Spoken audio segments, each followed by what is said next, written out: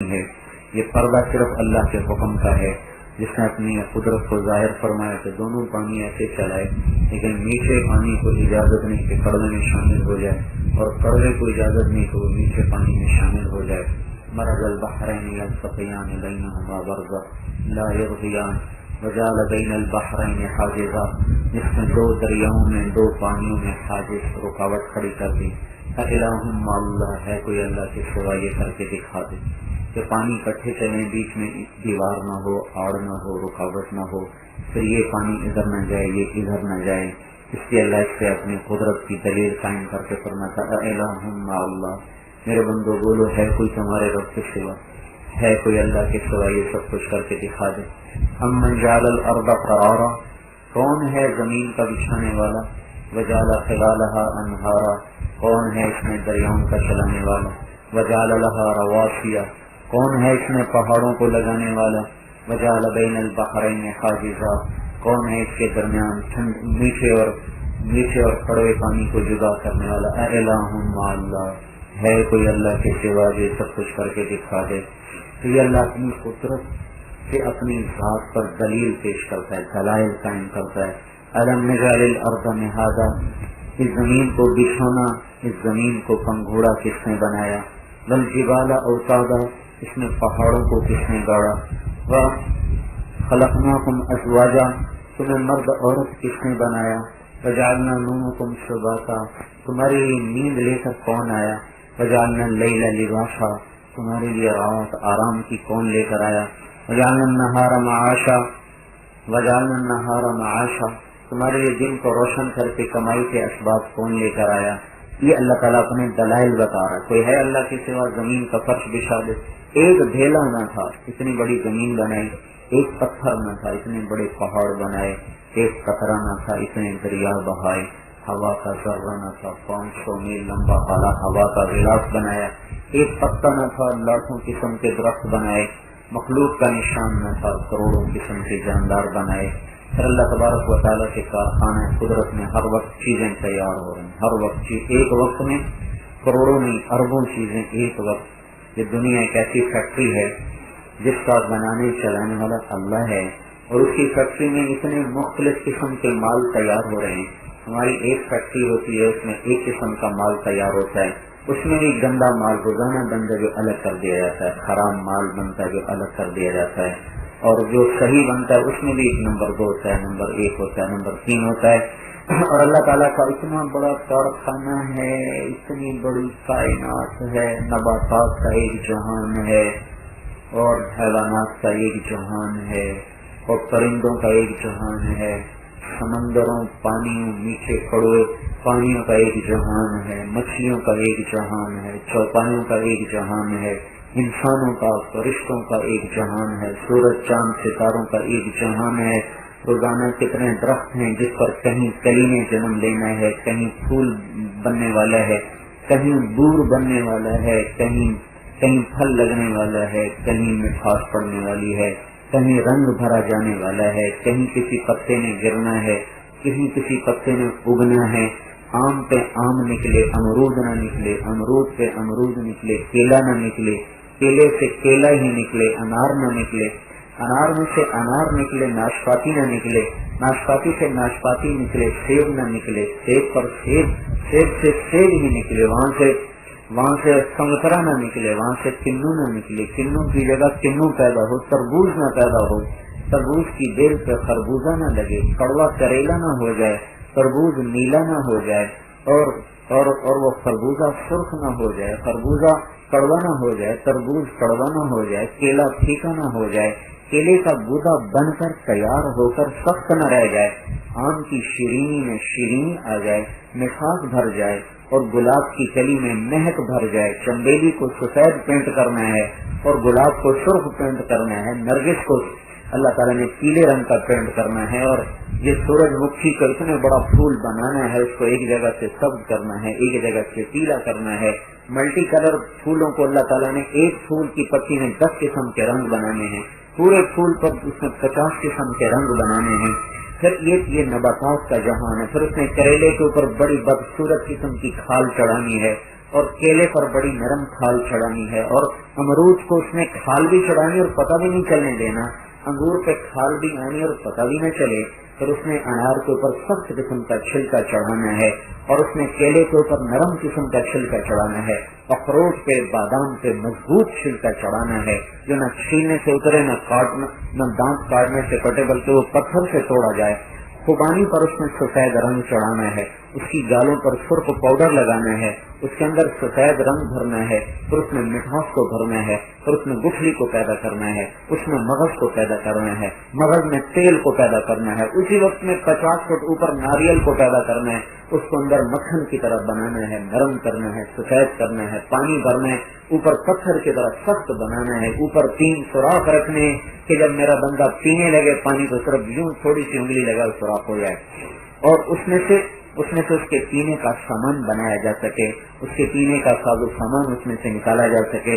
پھر اس نے گاجر کو زمین کے اندر پیدا کرنا ہے، اور ناریل کو زمین کے اوپر پیدا کرنا ہے، ساتھ میں مولی لگی ہوئی ہے کہیں وہ سرخ نہ ہو جائے، اور گاجر کہیں سفید نہ ہو جائے، کہیں وہ اوپر نہ لگ جائے۔ بھنڈی میں اس میں لیس پیدا کرنی ہے، اور کہیں وہ لیس کریلے کو نہ چڑھ جائے، کریلے کو اس میں کڑوا بنانا ہے، اس کی کڑواہٹ کہیں ساتھ لیچی کو نہ چڑھ جائے، لیچی کو اس نے اندر سے پانی پانی بنا کر اس کو ایسا گودا دینا جو ہے ہی پانی کا پانی ہے ہی، اور اس میں ایک وہ کیا تھا لوکاٹ بنانے ہیں جو سوائے گٹھلی کو کچھ ہے ہی نہیں، چھلکا اور گٹھلی بس ایسے منہ ہلاتے رہو، اس کے اوپر اس میں ہلکی سی گوزے کی لہر اس میں اس پہ تہ چڑھانی ہے۔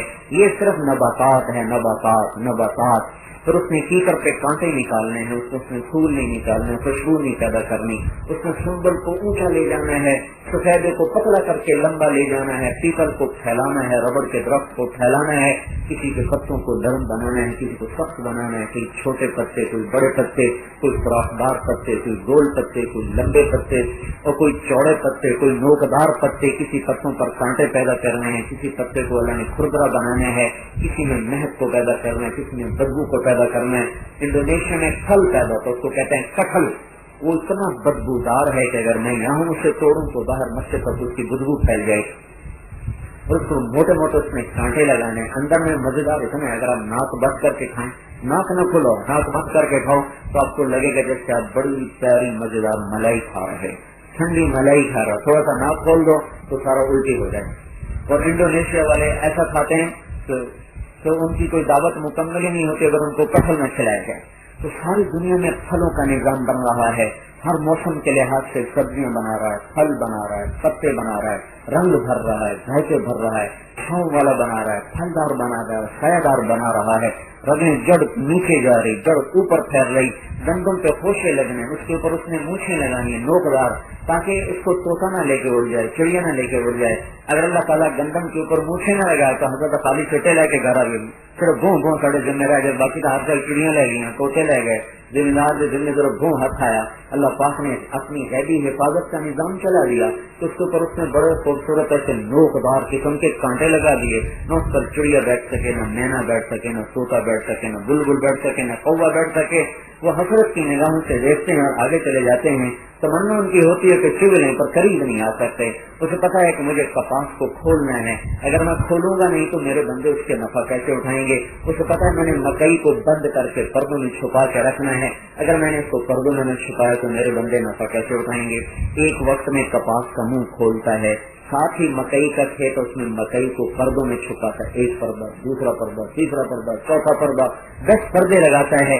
مکی کے دانے میں کہاں سے طاقت، اور مکی کے اس پودے میں کہاں سے طاقت کے پہلے وہ سکا نکالے، پھر اس پر خوبصورت دانے لگائے، پھر ان میں رنگ بھرے، پھر ان میں نشاستہ بھرے، پھر ان میں مٹھاس بھرے، پھر اس کے اوپر پردے لگائے اور اس کو بند کر کے کموں سے چھپا کر، فوٹوں سے چھپا کر، گلیری سے چھپا کر، سب سے چھپا کر پھر انتظار کرے کہ اللہ کا بندہ آئے گا اور اسے توڑ کے لے جائے گا۔ یہ میرے رب کی شان ہے، صرف نباتات کے اندر یہ اس کی قدرت ہے کہ وہ کس طرح اتنی بڑی کارخانے کو چلاتا ہے۔ کبھی دیکھا کہ چنبیلی پہ گلاب نکلا، او ہو اللہ سے یہاں غلطی ہوگی، میں تو چنبیلی تو گلاب ہی نکلا ہے۔ ہم تو اپنے پتروں کا نام بھول جاتے ہیں، اپنے بیٹوں کا نام بھول جاتے ہیں، اور وہ کبھی دیکھا کہ کریلے میں مٹھاس آ گئی ہو، یا آم کے درخت پر امرود نکل آیا ہو، امرود سے کیلا نکل آیا ہو۔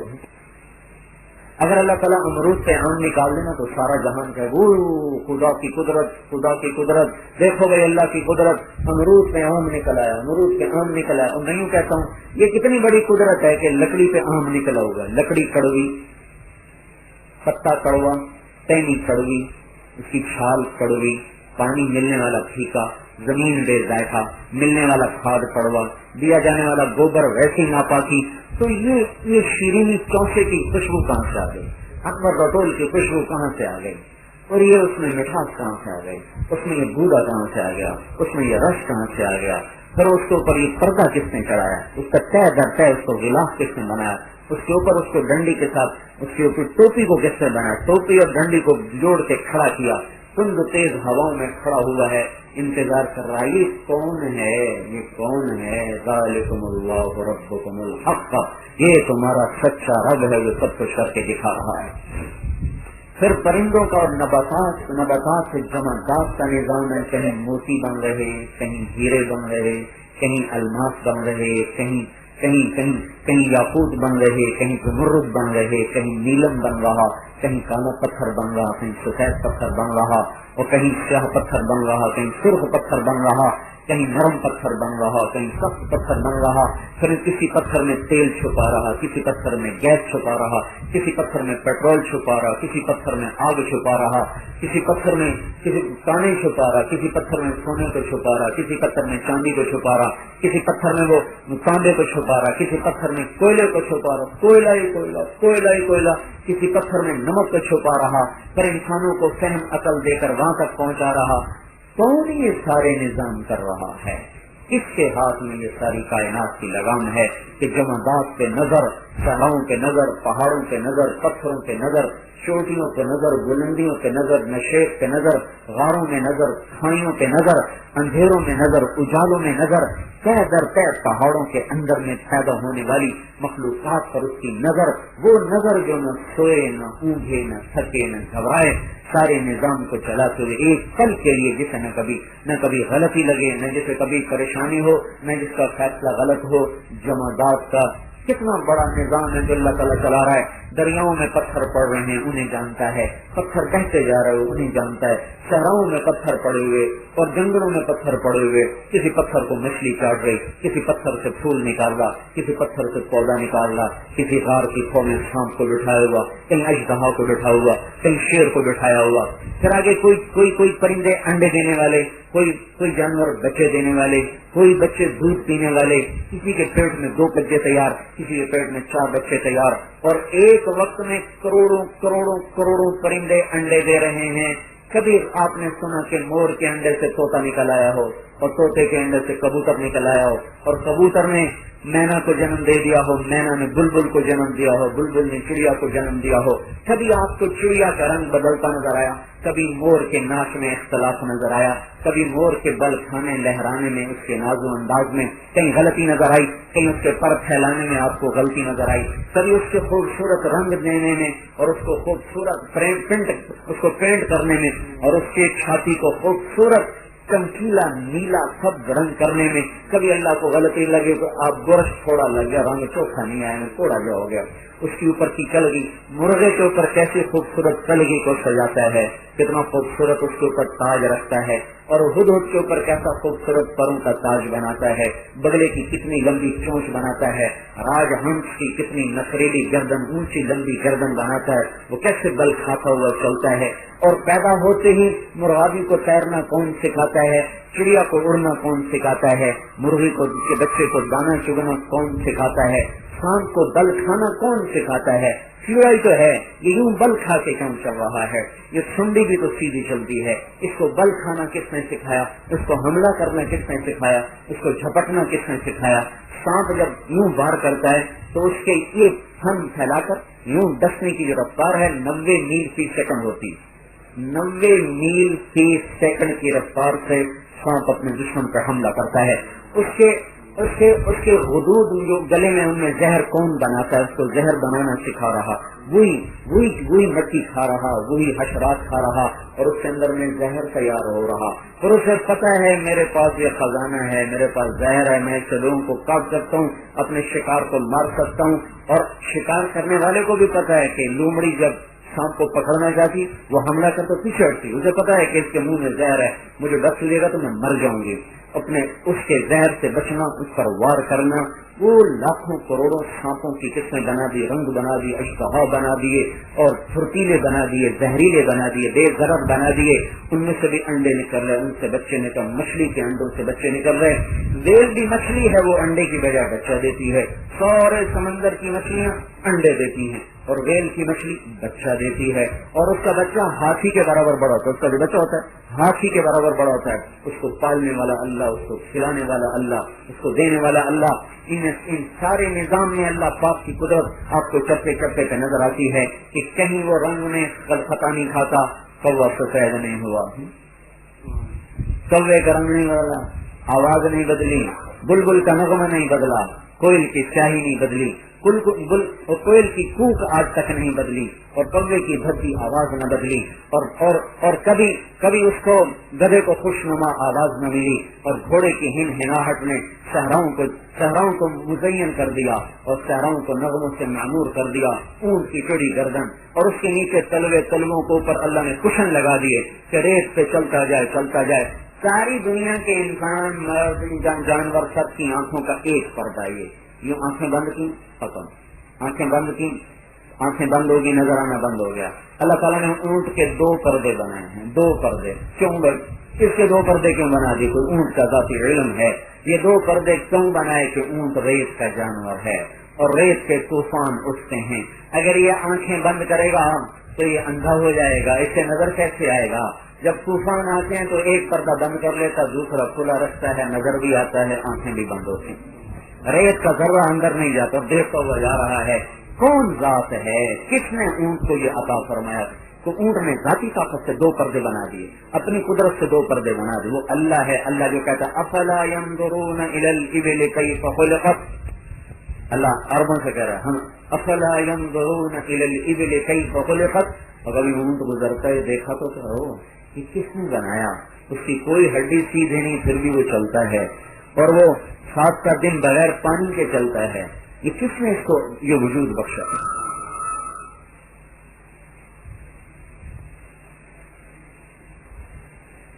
وَإِلَى السَّمَاءِ كَيْفَ رُفِعَتْ، رواں والوں کبھی کھلے آسمان کو دیکھا کرو، پھر اپنے آپ سے پوچھا کرو اس آسمان کو کس نے بنایا؟ وَلَقَدْ زَيَّنَّا السَّمَاءَ الدُّنْيَا، اس کو خوبصورت ستاروں سے کس نے سجایا؟ وَإِلَى الْجِبَالِ كَيْفَ نُصِبَتْ، جاؤ شمالی علاقوں میں پہاڑوں کو دیکھو، پھر پوچھو یہ پہاڑ کیسے بن گئے، کس نے لگا دیے؟ چلو وہ تو سفر دور کا، وَإِلَى الْأَرْضِ كَيْفَ سُطِحَتْ، راواں کی زمین دیکھو کیسے بچھ گئی، کس نے بچھا دی، کیوں بچھا دی؟ زمین سے لے کر آسمان تک، سَنُرِيهِمْ آيَاتِنَا فِي الْآفَاقِ وَفِي أَنفُسِهِمْ حَتَّى يَتَبَيَّنَ لَهُمْ أَنَّهُ الْحَقُّ، میرے بندو آنکھیں لاؤ حیا والی، میں تمہیں چپے چپے میں اپنی قدرتیں دکھا دوں گا، تمہیں چپے چپے میں میری ذات کے جلوے نظر آئیں گے، پر وہ آنکھیں لے کر آ جاؤ کسی کی بیٹی کو نہ دیکھتی ہوں، وہ آنکھیں لاؤ جو حرام نہ دیکھتی ہوں، بے حیا آنکھوں سے کچھ نہیں نظر آتا سوائے گناہوں اور غلاظت کے، جیسے سور کو باغ میں جا کر بھی گندگی نظر آتی، اسے پھول نہیں نظر آتے، تو جس کی آنکھ بے حیا ہو جائے اسے بیت اللہ میں بھی جا کر اللہ کے جلوے نظر نہیں آتے، اور جس کی آنکھ حیا والی ہو جائے وہ میرے بھائیو چپے چپے میں اللہ کے جلووں کو دیکھتا ہے، اللہ کے نظاروں کو دیکھتا ہے، اور اللہ تعالیٰ کے ان جلووں سے اٹھنے والے خاموش پیغامات کو سن سکتا ہے، بشرطے کہ کان ایسے ہوں جو گانا نہ سنتے ہوں۔ گانا سننے والے کان چاہے مرد کے ہوں چاہے عورت کے ہوں، یہ اس قابل نہیں ہے کہ اللہ کے پیغام سن سکیں، ان میں قیامت کے دن سیسا پگھلا کے ڈال دیا جائے، ان کے کانوں کو ایسے فرشتے پکڑیں گے اور ان میں سیسا پگھلا کے ڈالیں گے جو ان کے اندر تک اتر جائے گا، اور ان کی چیخ و پکار ہوگی اور کوئی ان کا سننے والا نہیں ہوگا، اور ان سے کہا جائے گا لے لو مزہ رنڈی کے گانوں کا، مراسیوں کے تبلے صاحب کا، اب مزہ لے لو۔ جو ان کانوں کو حرام سے بند کر دے، آنکھوں کو حرام سے بند کر دے، اللہ چپے چپے میں اپنی شہنشاہی دکھاتا ہے، اپنی قدرت اور بادشاہی دکھاتا ہے۔ میرے بھائی اور بہنوں، آج کی سب سے بڑی جہالت اور سب سے بڑا ظلم یہ ہے کہ ہم نے اپنے اللہ کو پہچاننا چھوڑ دیا. نمازیں پڑھ کر جو نہیں پڑھتے وہ تم سے کیا گلا کرنا. جو پڑھتے ہیں، جو عورتیں پڑھتی ہیں، جو اور لوگ مسجدوں کو جاتے ہیں، ہم سب نے اللہ کو بلا دیا. اللہ کا گلا بجا ہے وما قدر اللہ حق قدرہ. میرے بندو تم لوگوں نے میری قدر نہ کی، تم لوگوں نے مجھے پہچانا نہیں، تم لوگوں نے میری قدر نہیں کی. اتنی بڑی قدرت اور طاقت کا بادشاہ ان سارے کائنات میں وہ اپنی قدرتوں کو دکھاتا ہے اور ان مخلوقات کو علم دیتا ہے. اس کی اپنی قدرت ہے، اس کے اپنے نظام ہیں. مچھر شکار کرتا ہے، مچھر ہمارا خون چوستا ہے اور ہم اندھیرے میں ہوتے ہیں، لائٹیں بند کر کے سوتے ہیں. اس کی تو آنکھیں ہم سے کروڑوں گنا چھوٹی ہیں، تو پھر کیسے دیکھ لیتا ہے؟ اندھیروں میں کیسے آتا ہے؟ اس کا ہمارا ناک کتنا بڑا ہے، تو مچھر کا وجود کتنا ہے؟ 500 مچھر ہماری ناک کے نسنے میں آ جائیں. اللہ نے اس کو ناک ایسی دی ہے کہ وہ ناک سے ہمارے جسم کی خوشبو سونگتا ہے اور اس خوشبو پہ چلتا ہے، اس خوشبو پہ چلتا ہے. ہم چادر میں لپٹے ہوئے وہ اندر سے جگہ تلاش کرتا ہے، پھر وہ اندر آتا ہے، پھر وہ جگہ دیکھتا ہے. ہمیں اپنے مسام ان آنکھوں سے نظر نہیں آ رہے ہیں، حالانکہ ہماری آنکھوں میں 36 کروڑ بلب لگے ہوئے. 36 کروڑ آئی ریسپٹر، میں ان کو بلب کہتا ہوں. 36 کروڑ بلب سے ہم نہیں دیکھ سکتے. وہ اپنی چھوٹی سی حقیر آنکھوں سے اور اپنے ٹٹولنے سے دیکھا یہ جگہ ہے جہاں سے میری سونڈ اندر جائے گی. وہ پھر وہاں کیا کرتا ہے؟ وہاں پر وہ کاٹتا ہے، دانتوں سے کاٹتا ہے. جو ہمیں درد ہوتا ہے وہ سونڈ کا نہیں، اس کے دانتوں کا ہوتا ہے. وہ دانتوں سے آری کی طرح ہماری جگہ کو کاٹتا ہے. جب جگہ کو کاٹتا ہے تو وہاں سے خون نکلتا ہے. خون میں ایک نظام ہے کہ جو ہی خون نکلتا ہے تو اس میں ایک لیس دار مادہ ہوتا ہے جو فوراً اوپر آ کر زخم کو بند کر دیتا ہے. اگر یہ لیس دار مادہ ختم ہو جائے تو چھوٹے سے زخم سے نکلا ہوا خون ہماری موت کا سبب بن جائے کہ خون کو روک نہیں سکتا. تو یہ اللہ کا ایک نظام ہے کہ جہاں مچھر کاٹتا ہے، جہاں زخم لگتا ہے وہاں سے خون نکلتا ہے، خون پر لیس دار مادہ آ کر زخم کو بند کر دیتا ہے. یہ مچھر پڑھا لکھا ہے، حالانکہ کسی یونیورسٹی سے نہ MSc کی نہ PhD کی. اس کو پتا ہے کہ اس کے خون میں لیس دار مادہ ہے، اگر وہ اوپر آ گیا تو مجھے خوراک نہیں مل سکتی. تو ادھر وہ کاٹتا ہے، ادھر اس کے گلے کے اندر 2 تھیلیاں ہیں جن میں زہر بھرا ہوا ہے، اس کا اوپر وہ سپرے کرتا ہے. ادھر کاٹتا ہے، ادھر سپرے کرتا ہے. وہ سپرے کرتا ہے تو وہ ہمارا جو لیس دار مادہ ہے وہ ختم ہو جاتا ہے. جیسے سنڈی میں ہماری سنڈی مارتا ہے، مچھر ہمارا سارا وہ نظام توڑ دیتا ہے تو وہاں خون پتلا ہو جاتا ہے. وہ آرام سے اپنی سرنج اندر ڈال کے بھر کے پی کے پیٹ بھر کے پھر ڈنکے کی چوٹ بجاتا جا رہے ہوں جو کر رہے ہیں میرا کر لیں. یہ ان اللہ لا یستحی ان یضرب مثلا ما بعوضۃ فما فوقها. اللہ تعالیٰ نے کہا میں مچھر کی مثال دیتے ہوئے نہیں شرماتا ہوں. مچھر بھی میری ایک مخلوق اور میری قدرت کا شاہکار ہے. اس کائنات میں اللہ اتنے نظام کو چلاتا ہے. وہی ایک مکھی ہے جو گند کھاتی ہے، ایک مکھی ہے جو پھولوں کا رس چوستی ہے. اس مکھی کے منہ میں چھوٹی چھوٹی 2 تھیلیاں ہیں جن کو گلینڈ کہتے ہیں. سارا جہان مل جائے ایک قطرہ شہد نہیں بنا سکتا. سارا جہان مل جائے ایک قطرہ شہد نہیں بنا سکتا.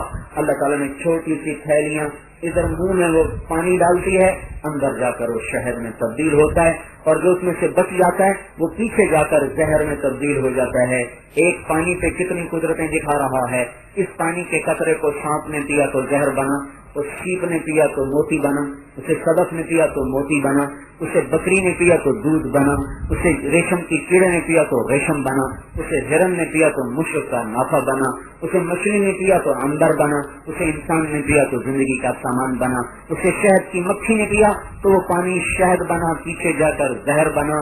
یہی پانی زیادہ ہو جائے تو طوفان بنا، زندگی کی ہلاکت اور بربادی کا سامان بنا.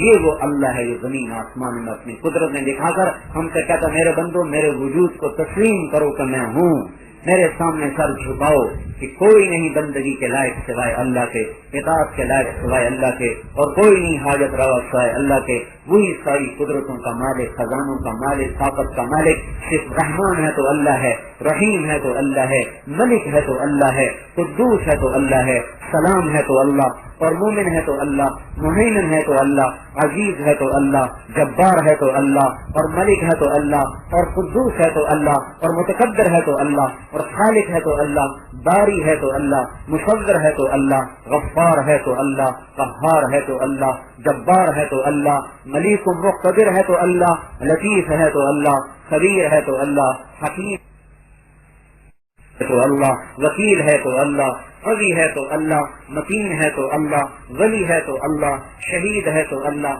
باعث ہے تو اللہ، مجید ہے تو اللہ، حق ہے تو اللہ، محیی ہے تو اللہ، ممیت ہے تو اللہ، حی ہے تو اللہ، قیوم ہے تو اللہ، اور مبدع ہے تو اللہ، معید ہے تو اللہ، اول ہے تو اللہ، آخر ہے تو اللہ، ظاہر ہے تو اللہ، باطن ہے تو اللہ، والی ہے تو اللہ، بر ہے تو اللہ، تواب ہے تو اللہ، منتقم ہے تو اللہ، عفو ہے تو اللہ، رؤوف ہے تو اللہ، مالک الملک ہے تو اللہ، ذو الجلال والاکرام ہے تو اللہ، مقسط ہے تو اللہ، جامع ہے تو اللہ، غنی ہے تو اللہ، مغنی ہے تو اللہ، نافع ہے تو اللہ، بار ہے تو اللہ، نور ہے تو اللہ، ہادی ہے تو اللہ، باقی ہے تو اللہ، بدیع ہے تو اللہ، وارث ہے تو اللہ، رشید ہے تو اللہ، صبور ہے تو اللہ، هو اللہ الذی لا الہ الا هو عالم الغیب والشہادۃ هو الرحمن الرحیم هو اللہ الذی لا الہ الا هو الملك القدوس السلام المؤمن المهيمن العزيز الجبار المتكبر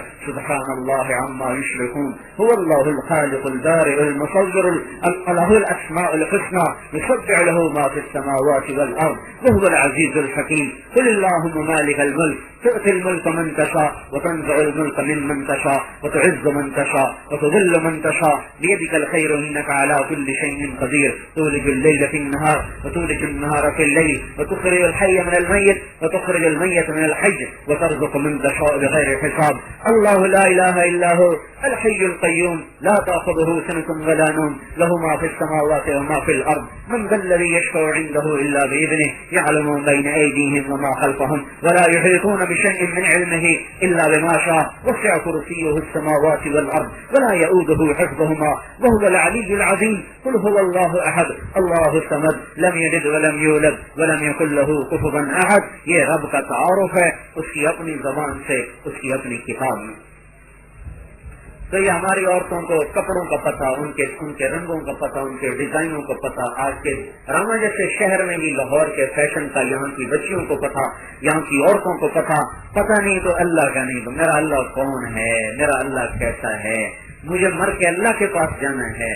تھوڑا عرصہ ماں باپ سہارا دیتے ہیں، اولادیں اپنے سر ہو جاتی ہیں، پھر وہ بھی چند دن کا سہارا بنتے ہیں، پھر قبر میں جا کے زندگی گزرتی ہے۔ قیامت تک کا زمانہ اللہ کے ساتھ گزرنا ہے۔ اگر اللہ سے دل نہ لگایا، جب آدمی تنہا ہو تو کیسے اداس ہو جاتا ہے۔ یہ محمد سرات کی جماعت میں عورتیں آتی ہیں تو چھوٹے بچے چھوڑ کے آتی ہیں تو پھر روتی ہیں کہ بچہ یاد آ رہا ہے، بچہ یاد آ رہا ہے، بس دل اداس ہو گیا، بچہ یاد آ رہا ہے، گھر یاد آ رہا ہے، تو موت تو ان کو جدا کر دیتی ہے۔ موت کون سا انتظار کرتی ہے، وہ کون سا چھوٹے بڑے میں تمیز کرتی ہے، وہ کون سا بوڑھے اور جوان کو دیکھتی ہے، وہ کون سا ماں اور بچے اور بچہ کو دیکھتی ہے۔ اس کا جب حکم آتا ہے سب اٹھا کے لے جاتی ہے۔ تو پھر تو حوث کو چھوڑ لیا، بس دیس بدیس پھرے مارا، سب ذات اجل کا لوٹے ہے، دن رات بجا کر نسکارا، کیا بدیا بھینسا بیل شکر، کیا گونی پلہ سر بھارا، کیا گیہوں چاول موٹ مٹر، کیا آگ دھواں اور انگارا، سب گھاٹ پڑا رہ جائے گا جب لاد چلے گا بنجارا۔ موت کب انتظار کرتی ہے، لیکن پھر بھی بچہ یاد آ رہا، گھر یاد آ رہا، بیٹا یاد آ رہا، خامد یاد آ رہا، بیوی یاد آ رہے، اماں یاد آ رہے، اور یہ تو سارے یاد آنے والے مر جاتے ہیں۔ جب مر جائیں گے اور ہم بھی مر جائیں گے اور قبر میں چلے جائیں گے اور تنہا ہو جائیں گے، خامد سے جدا، بیوی سے جدا، ماں سے جدا، ابا سے جدا، بچوں سے جدا، بھائیوں سے جدا۔ اب اگر اللہ سے دل نہیں لگا ہوا تو ہم برباد ہو جائیں گے، ہم برباد ہو جائیں گے۔ تو ہم سے تو 5 دن کی کی اداسی برداشت نہیں ہوتی، 1 سال کی اداسی برداشت نہیں ہوتی، قیامت تک کا 1000 سال کیا زمانہ اکیلے گزرنا ہے، کیسے تنہائی برداشت ہوگی۔ اس لیے میرے بھائی اور بہنوں، ہم کہہ رہے ہیں اللہ سے جی لگا لو، اللہ سے جی لگا لو، اللہ کو اپنا بنا لو۔ تبلیغ کوئی فلسفہ نہیں ہے، تبلیغ کیا ہے؟ اے پوری دنیا کے انسانوں، اے پوری دنیا کی عورتوں، اپنے اللہ سے جی لگ، یہ دل کسی کو نہ دینا۔ خامن بھی بے وفا ہوتے ہیں، 100 خدمت اس کی کر دو، 1 نہ کرو، وہ کہے گا تیرے جیسی نافرمان بیوی کوئی نہیں۔ یہ بیویاں بھی بے وفا ہوتی ہیں، 100 ضرورتیں ان کی پوری کرو، ایک نہ پوری کرو وہ کہتی میں نے تیرے گھر میں کچھ دیکھا ہی نہیں ہے۔ ان بچوں کے لیے ماں باپ پس جاتے ہیں، قربان ہو جاتے ہیں، ان کو چھاؤں میں سلاتے ہیں، خود دھوپ جھیلتے ہیں، ان کو تازہ کھلاتے ہیں، خود روٹی کھاتے ہیں، ان کو سلاتے ہیں، خود راما کی گلیوں میں دھکے کھاتے ہیں۔ یہی اولاد جوان ہو کر آنکھوں میں آنکھیں ڈال کے چپس بکواس نہ کر، بھوک نہیں، ماؤں کو اولاد کہتی، بھوک نہیں۔ یہ اولاد تو سب سے بڑی، اور آج کل کی اولاد تو ویسی بے وفا ہے۔ ان کے لیے بڑا نادان ماں باپ ہے جو آج کی اولاد کے لیے اللہ کو ناراض کر دے، جو آج کی اولاد کے لیے اللہ کے رسول کو ناراض کر دے۔ ایسے نادان ماں باپ کوئی نہیں ہے۔ آج کی اولاد تو کیوں نہیں، تو میرے واسطے کی پیتا تیرا گڑا سر جلے، تو میرے واسطے کیتا کی، جوانی گال دی اولاد کی خاطر، دھوپ جھیلی اولاد کی خاطر، پوتڑے دھوئے اولاد کے، پخانے دھوئے اولاد کے، پیشاب دھوئے اولاد کے، کپڑے دھوئے، استری کر کے دیے، ناشتے تیار کر کے دیے، روٹیاں پکا کے دی، برتن دھوئے، بستر بنائے، سلایا، صبح اٹھایا، تیار کروایا، کپڑے دھوئے، استری کیے، ایک ایک ضرورت پوری کر کے دی۔ اور یہ بدماش جب جوان ہوتے ہیں کہتے ہیں تم نے ہمارے لیے کیا کیا ہے؟ ان کے لیے ہم اللہ کو قربان کرنے بڑے نادان ہیں، بڑے ظالم ہیں وہ ماں باپ جو ایسی اولاد کے لیے اللہ تعالیٰ کے نافرمان بن جائیں۔ ہم اللہ کے ہیں بھائیو، اللہ سے جی لگا لو، اللہ سے جی لگا لو، اللہ کو اپنا بنا لو، جو کہے وہ کر جاؤ، جس سے روکے اس کو چھوڑ دو۔ یہ ہے لا الہ الا اللہ، یہ کلمہ ہم نے نہیں سیکھا ہے۔ اللہ کہہ رہا ہم سے، وہ اللہ ہم سے کہہ رہا ہے کہ اتبعوا ملت ابراہیم حنیفا، اپنے میرے نبی ابراہیم کے طریقے پر چلو۔ اور اللہ اپنے نبی سے کہہ رہا ثم اوحینا الیک ان اتبع ملت ابراہیم حنیفا، اے میرے حبیب تو بھی ابراہیم کے طریقے پر چل۔ ابراہیم کو 84 سال کی عمر میں بیٹا ملا، پہلا بیٹا کب ملا؟ 84 برس کی عمر۔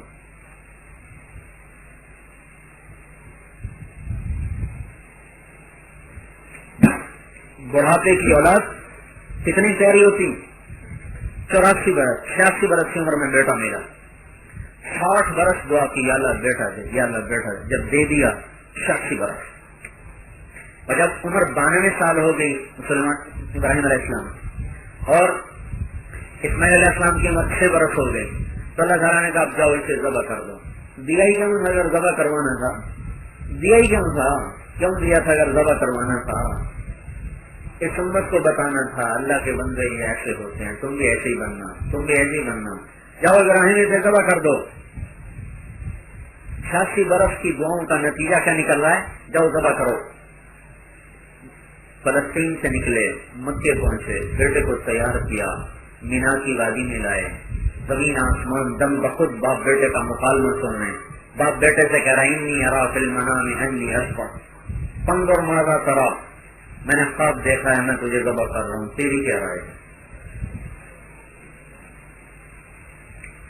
عقل کا تقاضا یہ تھا، بیٹا یہ کہتا خواب تو نے دیکھا ہے، ذبح مجھے کرتے ہو، میرا کیا کچھ ہوگا، میں تو نہیں ہوں گا ذبح۔ اور فانظر ماذا تری میں مطلب یہ ہے کہ ابراہیم علیہ السلام نے یہ کہا کہ تیری کیا رائے ہے۔ اس کا مطلب یہ نہیں تھا کہ اگر وہ کہیں گے ذبح کر دو تو کر دوں گا، اور اگر وہ کہیں گے نہیں تو پھر چھوڑ دوں گا، بلکہ فانظر ماذا تری کا مطلب یہ ہے اگر یہ خوشی سے تیار ہو جائے گا تو پھر کوئی مسئلہ نہیں، لٹا کے ذبح کر دوں گا، اور اگر یہ خوشی سے تیار نہیں ہوتا تو پھر اس کو پکڑ کے باندھ کے گرا کے ذبح کروں گا۔ اس لیے پوچھا فانظر ماذا تری، تیری کیا رائے ہے؟ آگے اسماعیل علیہ السلام نے کہا یا ابت افعل ما تؤمر، یا ابت، یا ابت کا جو لفظ بتا رہا ہے یہ اپنے بچوں کی خواہش پوری کر دو، پھر کہیں گے ابا ابا ابا، اما اما اما، اور ان کی کوئی خواہش رگڑ دو تو کہیں گے نفرت کا اظہار کرتے ہیں، نفرت کا اظہار کرتے ہیں۔ تو یا ابت، ابراہیم علیہ السلام کہہ رہے ہیں میں تجھے ذبح کر رہا ہوں، اور وہ کہہ رہے ہیں یا ابت، یا ابت، کیا مطلب اس کا؟ اے میرے ابا میں خوشی سے راضی ہوں۔ واہ واہ واہ واہ، آپ نے بڑے مزے کی بات کی، آپ نے بڑے مزے کا۔ یا ابت میں یہ مطلب چھپا ہوا ہے، ترجمے میں نہیں آتا، یہ الفاظ کی مہک بتاتی ہے۔ یا ابت، بڑی خوشی کا اظہار ہو رہا ہے، یا ابت، واہ واہ واہ واہ، میرے بھاگ جاگ اٹھے۔ ایک حدیث اس کے ساتھ میں جوڑتا ہوں جس سے میری بات اور واضح ہو جائے۔ یا ابت، میرے ابا، واہ واہ، یہ آپ نے کیا حکم دے دیا؟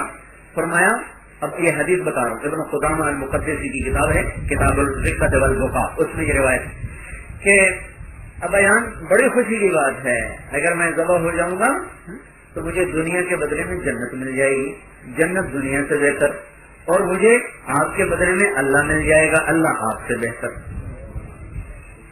یا ابت افعل ما تؤمر ستجدنی انشاء اللہ من الصابرین، آپ کریں میں پوری کروں گا، میں آپ کی تعمیل کروں گا۔ جب چھری نکالی تو اسماعیل علیہ السلام نے کہا ابا میرے ہاتھ باندھ دو، میرے پاؤں باندھ دو، کہیں ہاتھ پاؤں کی رگڑ سے آپ کو تکلیف نہ پہنچے، اور مجھے الٹا لٹاؤ، وَتَلَّهُ لِلْجَبِينِ، مجھے الٹا لٹاؤ اور نیچے سے چھری چلاؤ، کہیں نظروں سے نظریں چار نہ ہو جائیں، آپ کو تکلیف نہ ہو، اور اپنی آنکھوں پر بھی پٹی باندھو، کہیں شفقت پدری باپ کی محبت سے ہاتھ نہ کانپنے لگے، ہاتھ نہ کانپنے لگے۔ ابو عبیدہ رضی اللہ تعالیٰ عنہ، ان کا نام ہے عامر، ان کے والد کا نام ہے عبداللہ، ان کے دادا کا نام ہے جرواح۔ تو احد کی لڑائی میں ان کا جو والد تھا وہ عرب کا سب سے مشہور تیر انداز تھا، تو اس نے 3 دفعہ اپنے بیٹے کا نشانہ لے کے تیر چلائے، عامر ابو عبیدہ، 3 دفعہ تیر خطا گیا۔ تو ایک صحابی کہنے لگے ابو عبیدہ آج تو تیرے باپ کا نشانہ خطا جا رہا ہے، آج تک تو کبھی ایسا نہیں ہوا۔ تو حضرت ابو عبیدہ نے کہا کفر میں کچا ہے، بیٹے کی محبت کی وجہ سے ہاتھ کانپ جاتا ہے، میری تلوار میں آ گیا تو میرا ہاتھ نہیں کانپے گا، میں اپنے اسلام میں پکا ہوں، میری تلوار کے نیچے آیا تو میرا ہاتھ نہیں کانپے گا۔ تو اللہ نے وہ امتحان ہی لے لیا، باپ بیٹا سامنے آ گئے، احد کی لڑائی میں باپ بیٹا سامنے آ گئے، تو دونوں شاہ سوار، دونوں زبردست میدان کے دھنی۔ تو ابو عبیدہ رضی اللہ تعالیٰ پہلے تو بچاؤ کرتے رہے کہ کوئی اور تلوار چلا دے، وار جھیلتے رہے، جب دیکھا کہ اللہ میرے امتحان پہ اتر آیا تو ایک ہی وار میں باپ کی گردن اڑا دی۔ تو اللہ تعالیٰ نے کہ نبی نے حضرت عبیدہ کو خطاب دے لِكُلِّ أَمِينٍ أُمَّةٌ وَأَمِينُ هَذِهِ الْأُمَّةِ أَبُو عُبَیدہ، ہر امت کا ایک امین ہوتا ہے، میری امت کا امین ابو عبیدہ ہے۔ بس اسماعیل کہہ رہے ابا آنکھوں پہ پٹی باندھو، کہیں محبت کی وجہ سے ہاتھ نہ کانپ جائے۔ اور پھر کیا کیا، پھر حضرت اسماعیل نے اپنا کرتا اتارا اور کہا میرے ابا یہ کرتا میری ماں کو دے دینا، جب اسے کبھی میری یاد ستائے گی تو میرا کرتا دیکھ کے تسلی پائے گی، اور مجھے اپنے کرتے میں کفن دے دینا، اپنے کرتے میں مجھے کفن دینا، میرا کرتا میری ماں کو دے دینا۔ تو نے ہاتھ پاؤں باندھے،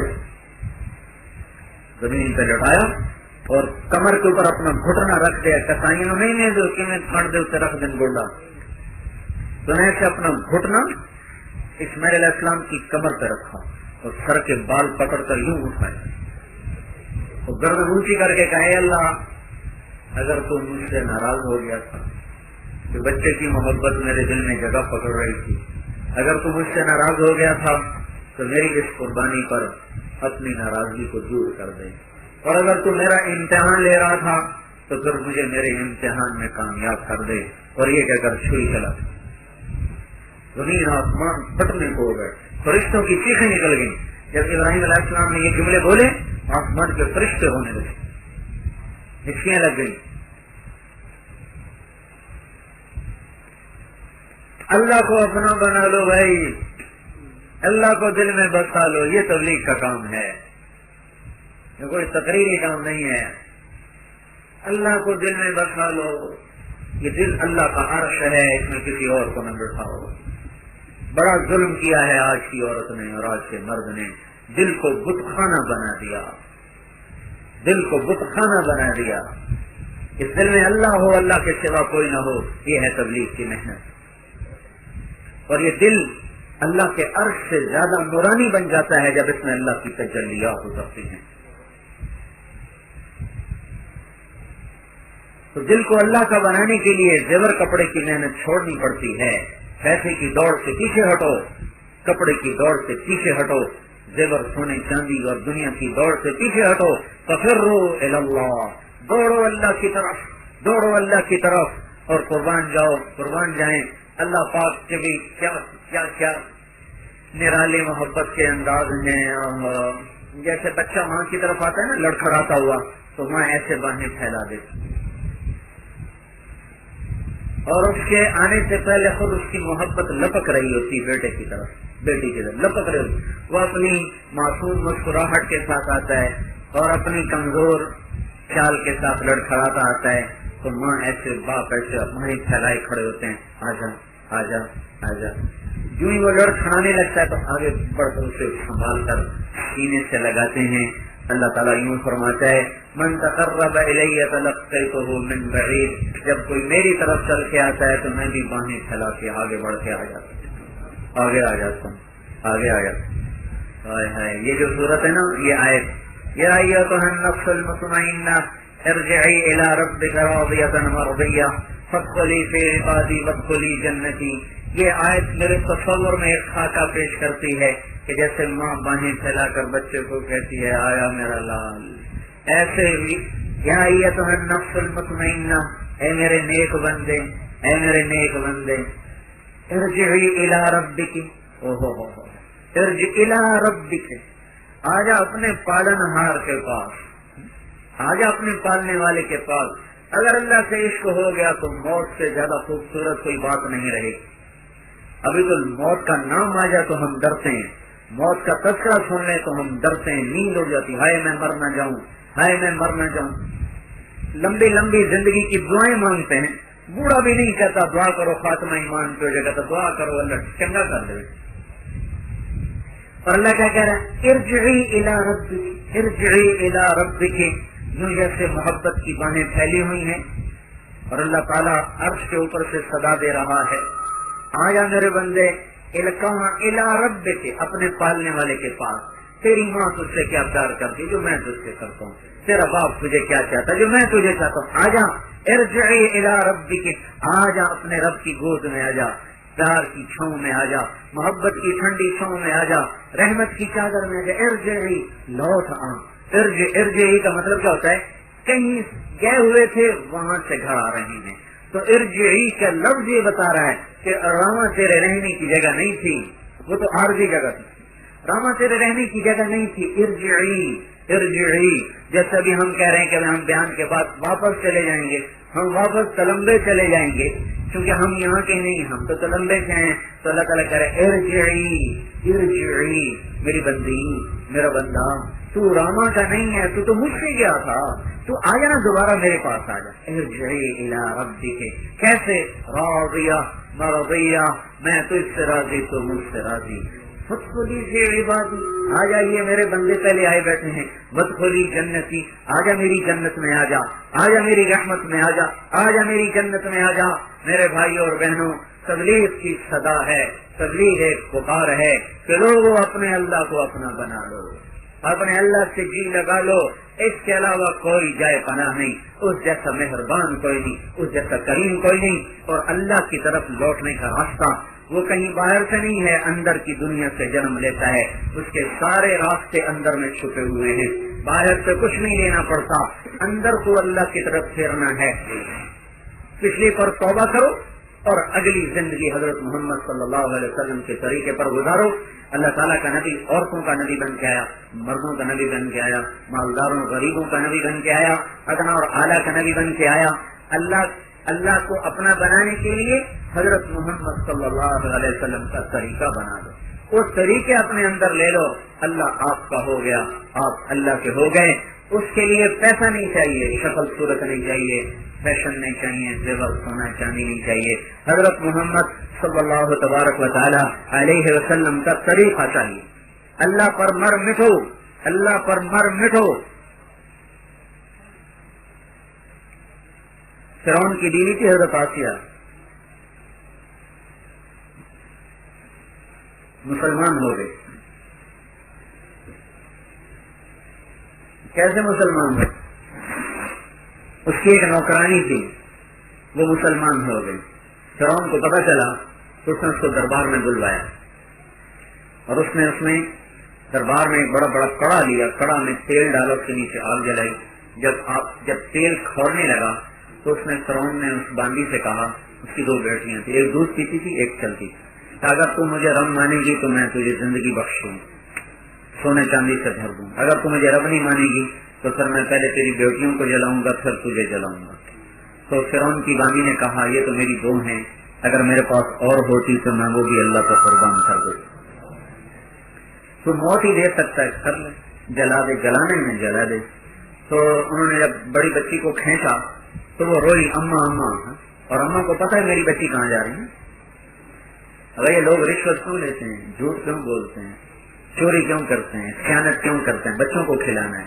یہ ماں کا ایک بول اس کی بچی کی زندگی بچا سکتا ہے، ایک بول، اور اس کے باوجود اس کو قربان کر کر اماں کری جاؤ اللہ کے سفر، کیونکہ بچی کو پتا ہے میرے ساتھ کیا ہونے والا، اور وہ دیکھ رہی کھولتا ہوا تیل، میں اس کو ٹانگوں سے پکڑ کے یہ الٹا کیا اور اس کو سر کے طرف سے اس کو تیل میں ڈال دیا، وہ آہ بھی نہ کر سکے۔ ماں کا کلیجہ پھٹ گیا، اللہ تعالیٰ نے فوراً آنکھوں سے پردہ ہٹا دیا، فوراً ماں نے بچی کی روح کو نکلتے دیکھا، ویسے جاری کہ اماں صبر کرو، ابھی جنت میں اکٹھے ہو جائیں۔ پھر معصوم بچہ جو سب کو ہی پیارا ہوتا ہے نا، ماں کو تو پیارا ہوتا ہی ہے، معصوم تو سب کو ہی پیارا، اس کی مسکراہٹ فرشتوں جیسی، وہ سب کو پیارا ہوتا ہے، اس کا کھیلنا، اس کا مچلنا، گودنے سے اس بچی کو چھینا، اس بچی کو تو کچھ نہیں پتا میرے ساتھ کیا ہونے والا ہے، ماں کو پتا یہ کہاں جا رہے ہیں۔ معصوم بچی کو اس کی آنکھوں کے سامنے یوں پکوڑے کی طرف تیل میں ڈال کے تل دی۔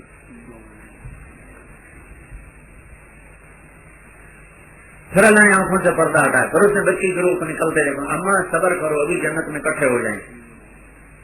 پھر جب اس کو دھکا دینے لگے تو اس نے فرعون سے کہا میری ایک تمنا ہے، پوری کر دو گے؟ فرعون نے پوچھا کیا چاہتی ہو؟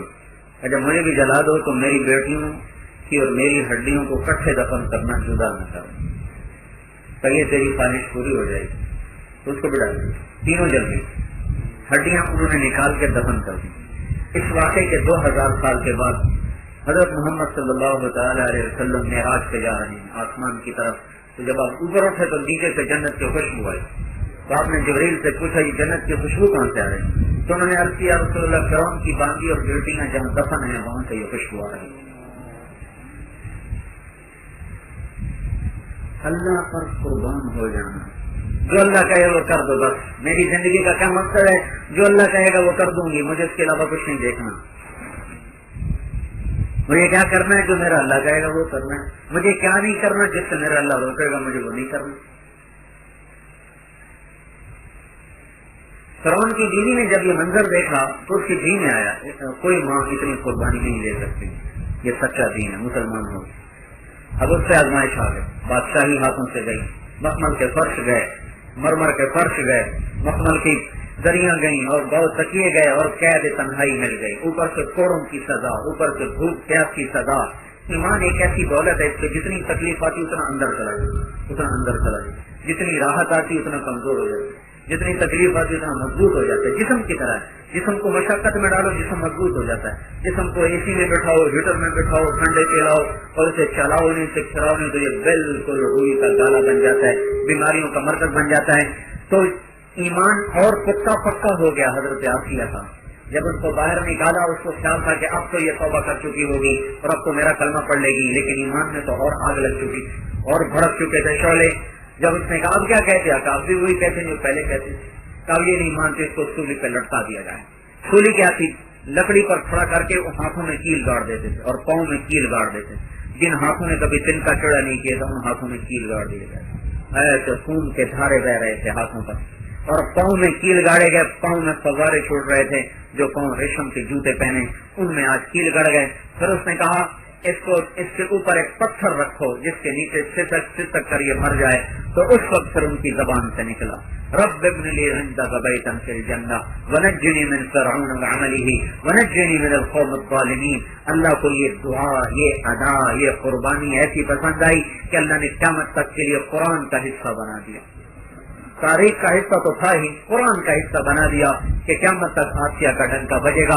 وضرب اللہ مثلا للذین آمنوا امرأۃ فرعون، ضرب اللہ مثلا، اس کا مفہوم پتہ کیا ہے؟ اللہ کہہ رہا ہے اے ایمان والو آؤ میں تمہیں ایک کہانی سناؤں، اے راواں کی عورتوں سنو، تم بھی مسلمان بنی پھرتی ہو، اے راواں کے مردوں سنو، تم بھی ایمان کے دعوے کرتے ہو، یہ دیکھو مصر کی شہزادی ہے جس کے ہاتھوں پاؤں میں کیل گڑ گئے اور وہ تڑپ گئی، اس نے کلمہ نہ چھوڑا، حکومت کو چھوڑ دیا، پھر اس نے مجھ سے دعا کی اللہ جنت میں مجھے گھر دکھا دے، جنت میں میرا گھر بنا دے، اپنے پڑوس میں بنا دے. عندک بیتن فی الجنہ. علماء فرماتے ہیں حضرت عائشہ نے اللہ کو پہلے مانگا، جنت کو بعد میں مانگا. عندک بیتن فی الجنہ، اللہ کا قرب پہلے مانگا، جنت کو بعد میں مانگا. اللہ پاک کی غیرت کو جوش آیا، اللہ تعالیٰ نے آنکھوں سے پردہ ہٹایا. حضرت عائشہ نے جنت میں اپنا گھر خود آنکھوں سے دیکھ لیا. جنت کو دیکھنے کے بعد تو زندہ نہیں رہ سکتا، وہی موت نہیں آ، وہ روح نکل گئی.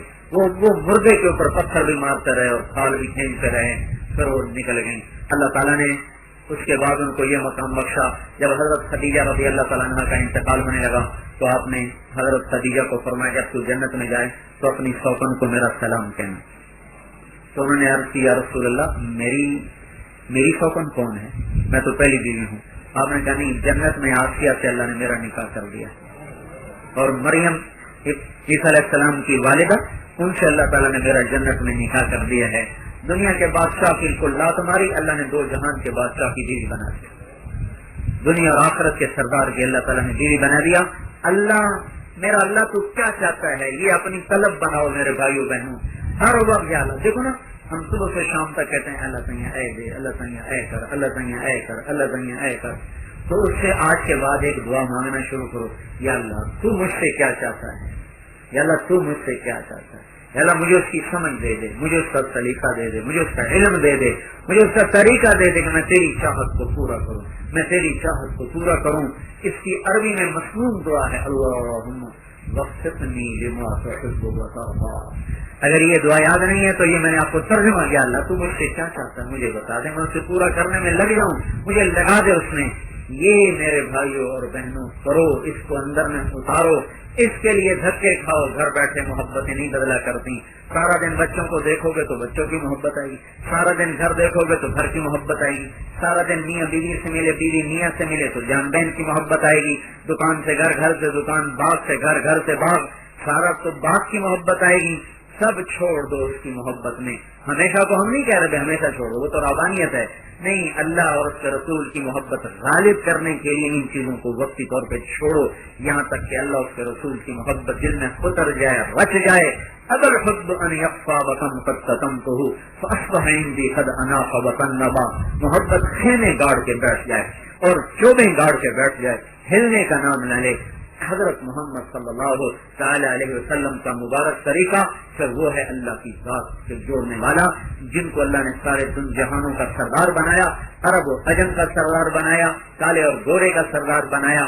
اللہ تعالیٰ نے ماں کا نام آمنہ رکھا، امن کی چھاتیوں سے دودھ پلایا گیا، اور امن کی گود میں اللہ تعالیٰ نے پروان چڑھایا. ماں کا دودھ پلانے والی کا نام حلیمہ رکھا، حلیمہ کی حلم کی چھاتیوں سے دودھ پلایا گیا.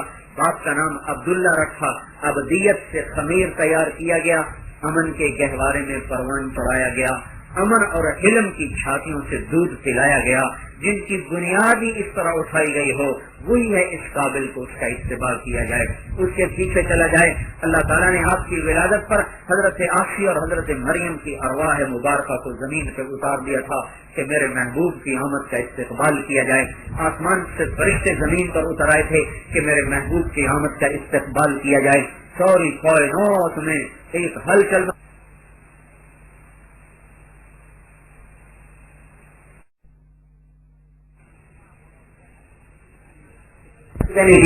تو دو جہان کے سردار آ گئے، کائنات کا دولہا آ گیا. ابھی تو بارات سجی ہے، دولہے کے بغیر بھی کبھی بارات چلی، دولہے کے بغیر کبھی بارات چلی، میرے مجلس کے بغیر کبھی مجلس کا لطف آیا. صدر میرے اور صدر مجلس کی وقت کے بغیر کبھی مجلس سجی. دنیا کو انتظار تھا کب آئے گا میرے کارواں، بارات کو انتظار تھا کب آئے گا دولہا، کب سجائے گا چہرے، اور کب یہ جہان آباد ہوگا اور یہ کائنات معطر ہوگی اور اس چمن میں بہار آئے گی. آج کی آمد خود بہار تھی، اس لیے اللہ تعالیٰ نے عرب کو صحرا رکھا. تو اس کا نبی بذات خود بہار ہے، اس کا نبی بذات خود چمن ہے، اس کا نبی بذات خود کھلا ہوا گلاب ہے، اس کا نبی بذات خود ایک گلستان ہے، اس کا نبی بذات خود باد نسیم ہے، باد صبا ہے. اس کا نبی اپنی ذات میں سب کچھ ہے، لہذا باہر نہ کسی چمن کی ضرورت، نہ کسی گلزار کی ضرورت، نہ کسی آبشار کی ضرورت۔ اس کو دیکھ کر آنکھیں ٹھنڈی ہوں گی، اس کو دیکھ کر دلوں کو چین اور سکون ہوگا، اس کے روشن سے وہ ابھی سمال الجتامى عصمة للارامل۔ اب آپ چھوٹے تھے، مدینے مکے میں بارش نہیں ہو رہی، قحط آ گیا تو عبد المطلب نے آپ کو اٹھایا، اس وقت آپ کی عمر کوئی 5-6 سال کی تھی، تو آپ کو بیت اللہ کی دیوار کے ساتھ لگا دیا، اس طرح اٹھا کے بیت اللہ کی دیوار کے ساتھ لگا دیا اور کہا کہ اے اللہ اس روشن چہرے کے تو سیل ہم پہ بارش فرما۔ ابھی عبد المطلب نے آپ کو گود میں واپس نہیں لیا تھا کہ گھنگھور گھٹا چھا گئی اور بادل چھم چھم برسنے لگے۔ اس کو پھر ابو طالب نے اپنے شعر میں اشارہ کیا، وَأَبْيَضَ يُسْتَسْقَى الْغَمَامُ مِنْ وَجْهِهِ، اس روشن چہرے کی قسم جس کے طفیل آسمان سے بارشیں اتاری جاتی ہیں، وہ یتیموں کی پناہ گاہ ہے، بیواؤں کا آخری ٹھکانہ ہے۔ جابر بن سمرہ فرماتے ہیں ہم بیٹھے تھے مسجد میں اور آپ نے بھاری دار سرخ چادر اوڑی ہوئی تھی، اوپر 14ویں کا چاند تھا، نیچے آپ بیٹھے ہوئے تھے۔ میں کبھی 14ویں کا چاند دیکھتا، کبھی آپ ہوئے تھا، تو مجھے آپ کا چہرہ 14ویں کے چاند سے زیادہ حسین نظر آ رہا تھا۔ یہ دو جہان کے لیے رحمت بن کے آیا، دو جہان کے لیے سردار بن کے آیا۔ آپ تشریف فرما تھے، اپنا جوتا ٹھیک کر رہے، حضرت عائشہ رضی اللہ تعالیٰ عنہا وہ چرخہ کاٹ رہی تھی۔ اب تو چرخے ختم ہو گئے نا، ساری تہذیب ہماری ختم ہو گئی، عورتیں وہ سوئی وہ دھاگا بناتی تھیں اور اٹی لے کر اور پونی لے کر پونی لے کر وہ چرخہ کاٹتی تھی۔ بس فاطمہ حضرت عائشہ رضی اللہ عنہا وہ چرخہ کاٹ رہی تھی، ہمارے نبی وہ جوتا ٹھیک کر رہے تھے۔ پسینہ گرمی تھی، پسینہ آیا، آپ کو ماتھے پہ پسینہ آیا نا تو پسینے سے نور نکلنے لگا۔ بس عائشہ ایسی رہے گی، وہ پونی ہاتھ میں رہے گی، چرخہ ایسے رہے گا اور یوں دیکھنا شروع کر دیا۔ تھوڑی دیر آپ کو نہیں احساس ہوا، پھر آپ نے دیکھا کہ عائشہ وہ مجھے دیکھ رہی، وہ چرخہ ہاتھ میں رہ گیا، ایسے رہ گیا۔ تو آپ نے کہا عائشہ کیا دیکھ رہی؟ تو حضرت عائشہ بڑی شاعرہ تھی، 30,000 شعر ان کو یاد تھے، تو میں ایک دم شعر پڑھا، وَإِذَا رَأَيْتُ إِذَا أَشَرَّتْ وَجْهِهِ بَرَكَتْ بَرْقِ الْعَارِضِ الْمُطْهِرِ۔ کہ یا رسول اللہ آپ کے چہرے پہ پسینہ ہے اور ان میں سے نور نکل رہا ہے، تو مجھے اس ابو ذئب حذلی کا شعر یاد آ گیا کہ جب میں اس کے روشن چہرے کو دیکھتا ہوں تو اس طرح چمکتا ہے جیسے آسمان پہ بجلیاں چمکتے ہیں۔ ایسا اللہ نے ہمارا نبی حسین بنایا، اس کے طریقے بھی ایسی حسین ہیں، بڑے آدمی کے طریقے بھی بڑے، اس کی بیگمات کو اللہ نے اپنی ہم سب کی مائیں بنایا، ہم سب کی مائیں بنایا۔ تو آپ کی بیویوں کا طریقہ سب سے بڑا طریقہ ہے، سب سے عظیم الشان طریقہ ہے، سب سے اعلیٰ طریقہ ہے۔ آپ کا ظاہری حسن بھی کمال۔ حضرت عائشہ رضی اللہ عنہا کمرے میں کپڑا سی رہی تھی، چراغ تو ہوتے نہیں تھے، سوئی گر گئی، اب وہ سوئی اندھیرے میں سے ٹٹول نہیں نظر نہیں آ رہی، اتنے میں ہمارے نبی اندر داخل ہوئے تو آپ کے چہرے کے نور کی شعاع جو پڑی سوئی پر تو سوئی ایسے چمکنے لگی اس طرح۔ تو جیسے اس کا ظاہر روشن تھا اس کا باطن روشن تھا، اس کی سنت بھی ویسی ہی روشن ہے، اس کے طریقے بھی ویسی روشن ہے۔ تو میرے بھائی اور بہنوں، اللہ کا بننا ہے تو اس کے نبی کے غلام بن جاؤ، اس کی اور یہ ہماری عورتیں اما عائشہ کی بیٹیاں بن جائیں، خدیجہ کی بیٹیاں بن جائیں، جویریہ کی بیٹیاں بن جائیں، ام سلمہ کی بیٹیاں بن جائیں، وہ مائیں ہیں اور اللہ نے ان کو ازواج کہا، ازواج اور زوج اور نبیوں کی بیویوں کو اللہ نے مرأتن کہا، عورت۔ وامرأتہ امرأۃ نوح، امرأۃ لوط، امرأۃ العزیز، عورت۔ اور ہمارے نبی کی بیویوں کو کہا ازواج۔ پھر اثر النبی الی بعض ازواجہ حدیثا تبتغی مرضات ازواجہ امہاتہم۔ زوج کسے کہتے ہیں؟ صرف بیوی کو زوج نہیں کہتے، بلکہ زوج مرد کو بھی زوج کہتے ہیں، خاوند کو بھی زوج کہتے ہیں، بیوی کو بھی زوج، یہ لفظ دونوں پہ صادق آتا ہے۔ اور زوج کہتے ہیں جو صرف خواہش پوری کرنے کا ذریعہ نہ ہو، بلکہ زوج وہ ہے جو زندگی کا ساتھی بنے، خوشی کا ساتھی بنے، غم کا ساتھی بنے، کام کا ساتھی بنے، اس کی محنت میں ساتھ دے، اس کے غم میں ساتھ دے، اس کی خوشی میں ساتھ دے، اس کے جوہد میں ساتھ دے، جو دکھ درد میں شریک ہو جائے، اس کو عربی میں زوج کہتے ہیں۔ تو اللہ نے اور نبیوں کی بیویوں کو امراتن کہا، ہمارے نبی کی بیویوں کو زوج فرمایا، زوج۔ پھر انہیں مائیں قرار دیا کہ یہ امت کی مائیں ہیں، अज़वाजुहु उम्महातुहुम, इनको उम्मत की माएँ करार दिया और जन्नत में उनका साथी बना दिया है। तो मेरे भाई और बहनों, अपने नबी की गुलामी में और ये रामा की औरतें हजरत मोहम्मद सल्लल्लाहु ताला अलैहि वसल्लम की बीवियों की गुलामी में आए। खदीजा की बेटियां बन के जिंदगी गुजारो, आयशा की बेटियां बन के जिंदगी गुजारो। मुझे डर लग रहा है कि हमारी नस्ल मगरिब की तरफ सड़क रही है और मगरिब की तरफ खिंच रही है। वो तो औरतें नंगी हो चुकी हैं, वो हमारी औरत को नंगा करना चाहती हैं। वो तो बेहया हो चुके हैं, वो हमारी नस्ल को बेहया करना चाहते हैं। उनकी बड़ी तमन्ना है कि मशरक की औरत भी लिबास उतार दे। तो लिबास मुख्तसर हो रहे, शलवारें तंग हो रही, पांचे ऊपर जा रहे, पांचे तंग हो रहे, कुर्ते तंग हो रहे। ये फातिमा का लिबास नहीं है, ये मगरिब की आवारा औरत का लिबास है। ये खदीजा का लिबास नहीं है, ये मगरिब की आवारा औरत का लिबास है। और आज का मगरिब आज से 100 साल पहले ऐसा नहीं था। मैंने किताब देखी द रेल इंग्लिस्तान में रेल कैसे शुरू हुई। तो 1910 और 1914 की गालबन वहाँ फोटो है, ग्लासगो रेलवे स्टेशन की फोटो है, उसमें दी हुई। मैंने वो फोटो देखा, उसमें जो औरतें खड़ी हैं, किसी एक औरत का बाल भी नंगा नहीं है। सर पे पूरा हेड है और बाजू पूरे यहाँ तक, तलाई तक पूरे बाजू और टखनों तक पूरा उनका फ्रॉक है। वो उस जमाने की यूरोप की औरत की नंगी नहीं थी। ये एक तहरीक चली थी और उसको शैतान ने बराबर किया। ऊपर से साइंसी इजादात ने उसको आसान किया। 1792 में एक औरत गुजरी है लंदन में, उसका नाम था मैरी वालस्टोनक्रॉफ्ट। उसने 1792 में एक किताब लिखी, उस किताब का नाम था आजादी निस्वां, औरतों को आजादी दो, औरतों को आजादी दो।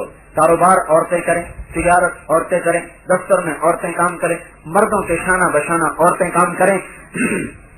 उस आजादी का नतीजा क्या निकला है कि आज मगरिब की औरत माँ का रूप खत्म कर चुकी है, बहन का रूप मिटा चुकी है, खाला का रूप भुलाया जा चुका है, सास का रूप खत्म हो चुका है, दादी नानी का कोई तस्वर बाकी नहीं रहा, बहन का कोई तस्वर बाकी नहीं रहा। वहाँ की औरत का एक रूप है माशूका, बस माशूका है, बीवी भी नहीं है। वहाँ की औरत बीवी की शक्ल में कबूल नहीं, माँ की, बहन की, खाला की, फूफी की, ताई की, चाची की, नानी की, दादी की, सारी शक्लें मिट चुकी हैं। वहाँ की औरत सिर्फ माशूका है। जब तक लज्जत पूरी होगी वो साथ है, और जब लज्जत खत्म टिश्यू पेपर की तरह उठा के फेंक दिया जाता है। जाओ जाके देखो वहाँ की औरत कितनी दुखी है। अभी सर्वे किया गया इंग्लैंड का, जहाँ से ये तारीफ उठी थी कि औरतों को आजादी दो, 95% औरतों ने कहा है हम वापस घरों को लौटना चाहती हैं, लेकिन न हमें खामिद मिलते हैं न हमें बाप मिलते हैं। अब 95% औरतों ने कहा हम घर चाहती हैं, हम पनाह चाहती हैं, हमें पनाह नहीं। और वहाँ के मर्द का भी यही हाल है, न वो बाप की शक्ल में कबूल है, न भाई की शक्ल में कबूल है, न मामू चाचा ताए की शक्ल में कबूल है, वो भी आशिक की शक्ल में कबूल है। जब तक उसके जी लगा हुआ है वो आशिक है, खामिद नहीं है, वो आशिक है। और जब उससे जी भर जाएगा उसको धक्का देके निकाल दिया जाएगा और उसका कोई रिश्ता नाता बाकी न रहेगा। ये यूरोप चाहता है कि हम तो डूबे हैं सनम, तुमको भी ले डूबेंगे। उन्होंने कोशिश की है कि उनकी नस्ल वापस आए, नहीं वापस आ सकी। उनका न खेलना न खेलना देना है, अब इनको बर्बाद करो। तो मैं इसलिए डरा रहा हूँ इस मौके से कि तहजीब उधर को जा रही है, कुर्ते तंग हो रहे हैं, शलवारें तंग हो रही हैं और पर्दा उठता चला जा रहा है। नौजवानों में आवारगी आ रही है और ये नस्ल उधर को जा रही है। ये हलाकत के रास्ते हैं। जब कोई नस्ल बेहया हो जाती है उन पर जिंदा रहने का हक खत्म कर दिया जाता है और अनकरीब उनको जेरे जमीन पहुंचाने के निजाम चला दिए जाते हैं। ये मुआशरा बेहया हो चुका है, पता नहीं कब टूट जाए, पता नहीं कब ये बर्बाद हो जाए। खबर इससे कि अल्लाह के अज़ाब के कोड़े बरसने लगे। मेरे भाई और बहनों, लौटो अल्लाह के रसूल की गुलामी की तरफ। इस मुआशरे को टूटना है। कितना जिना होगा, अब हद हो चुकी है, कितना नाश होगा, हद हो चुकी है। आप जानते नहीं, एक औरत जब सारे बाजार नाचती है तो उसके घुंघरों की छन छन जमीन में सुराख कर देती है, पहाड़ों में छेद कर देती है। अगर अल्लाह ने दुनिया को जगह सजा की जगह बनाया होता तो सारे बाजार नाचने वाली औरत वो जमीन में धंस जाती, देखने वाले फंसा दिए जाते और जमीन पे आग बरसती। ये अल्लाह है जो रोक लेता। नहीं, मुझे तौबा का इंतजार है, शायद कभी तौबा करेंगे, शायद कभी तौबा करेंगे। तो अपनी जिंदगी को हजरत मोहम्मद सल्लल्लाहु अलैहि वसल्लम के मगरिब के पीछे न चलो। मगरिब डूबने की जगह है। सूरज कहाँ डूबता है? मगरिब में डूबता है। कहाँ से निकलता है? मशरिक से निकलता है। مشرق روشنیوں کی جگہ ہے، مغرب اندھیروں کی جگہ ہے۔ مغرب سے اندھیرے پھوٹتے ہیں، مشرق سے اجالے پھوٹتے ہیں۔ مغرب میں شام ہو جاتی ہے، مشرق میں صبح ہوتی ہے۔ مغرب میں رات اپنا پھن پھیلاتی ہے اور مشرق میں سورج اپنی روشنیوں کو لے کر آتا ہے۔ ہمارا نبی مشرق کے درمیان میں آیا، ہمارا بیت اللہ مغرب میں نہیں ہے، مغرب کی طرف ہے۔ ہمارا بیت اللہ مشرق کے درمیان میں ہے، مشرق وسطی، مڈل ایسٹ، وسط مشرق میں ہمارا بیت اللہ، ہمارا نبی وسط مشرق میں آیا ہے۔ تو میرے بھائی اور بہنوں، اس تہذیب سے لوٹ آؤ جہاں ہلاکت کے سوا کچھ نہیں ہے، ہلاکت کے سوا کچھ نہیں ہے۔ انہوں نے ہماری نسل بدل دی۔ ان ٹیلی ویژن کو گھروں سے نکال دو، یہ آگ ہیں، انگارے ہیں، آگ ہیں۔ ان گھروں میں یہ شیطان کودے گا، وہاں کبھی حیا کا راج نہیں ہوگا، وہاں سے حیا رخصت ہو جائے گا، بے حیائی تیرے راز دے گی۔ ہمارا ایک بوڑھا مؤذن تھا، ہم چھوٹے چھوٹے تھے، وہ ہمیں کہتا پتر ہیک دیں ہم نے گھر گھر کنجری نہ چنی، گھر گھر کنجری نہ چنی۔ وہ ہم سے کہا کرتا تھا پتر ہیک دیں ہم نے گھر گھر کنجری نہ چنی۔ اچھا بابا تینوں کہتے تھے کہ سانو ساڈے وڈیاں دسے آئی گھر گھر کنجری نہ چنی ہے۔ اس وقت کوئی ٹی وی وغیرہ نہیں تھا۔ آج وہ بابا زندہ ہوتا، وہ کہتا دیکھا نہیں کہ نہیں گھر گھر کنجری نچلی گئی کہ نہیں نچلی پئی۔ لوٹو میرے بھائی اور بہنوں، اس نامراد زندگی سے وہ ہمیں تباہی کی طرف کھینچ رہے ہیں، ہماری نسل کے در پہ ہیں، ہماری تہذیب کے در پہ ہیں۔ کم بچے خوشحال گھرانہ کے نعرے لگا رہے ہیں، وہ ہماری نسل مٹانا چاہتے ہیں، وہ ہمارے خیر خواہ نہیں ہے کہ اربوں روپے ہمیں دے دیں کہ جاؤ ہم تمہاری عورتوں کا بھلا چاہتے ہیں، بچے کم کرو۔ بچے کم کرنا بھی کوئی انسانیت ہے؟ اللہ کا نبی کہہ رہے ہیں انکحوا الودود الودود، اس عورت سے شادی کرو جو زیادہ بچے دینے والی ہو۔ فإنی مقاصر بکم الامم یوم القیامہ، میں قیامت کا دن تم پہ فخر کروں گا کہ میری امت بہت زیادہ ہے، میری امت بہت زیادہ ہے۔ وہ اتنے خوفناک مصیبت کا شکار ہو چکے ہیں کہ یورپ میں پیدا ہونے والے لوگ تھوڑے ہیں، مرنے والے زیادہ ہیں، مرتے زیادہ ہیں، پیدا کم ہوتے ہیں۔ آئندہ 20 سال میں وہاں 60% بوڑھے ہوں گے اور ان کا سارا نظام ختم ہو جائے گا اور وہ باہر کے لوگوں کے بغیر زندگی گزار نہیں سکیں گے۔ انہیں ہماری ضرورت پڑے گی، انہیں ایشیا کی ضرورت پڑے گی۔ اب وہ ان کی اپنی نسل تو آ نہیں رہی، انہوں نے اعلان کیا جو لڑکی بچہ پیدا کرے گی اسے $600 امریکی انعام دیا جائے گا۔ تو جتنے زیادہ بچے ہوں گے اتنا زیادہ وظیفہ دیا جائے گا، لیکن وہ اتنے عیاش ہو چکے ہیں کہ وہ چاہتے ہیں نہیں ہمیں کچھ نہیں چاہیے، ہمیں ایش چاہیے۔ وہ 30-35 سال سے پہلے شادی کا تصور نہیں کرتے۔ جب 30-35 سال کی عمر میں ان کو بچے کی خواہش ہوتی، عمر ڈھل چکی ہوتی ہے، جو بچے پیدا ہوتے ہیں عقلی طور سے کمزور پیدا ہوتے ہیں، صحت کے لحاظ سے کمزور پیدا ہوتے ہیں، تو ان کی نسل خوفناک بحران کا شکار ہو چکی۔ یہ اب کہتے ہیں ہم تو مر رہے ہیں، ان کو بھی مارو، کم بچے خوشحال گھرانہ، چھوٹا خاندان، زندگی آسان۔ کہہ رہے ہیں آبادی بڑھ رہی، آبادی کم کرو۔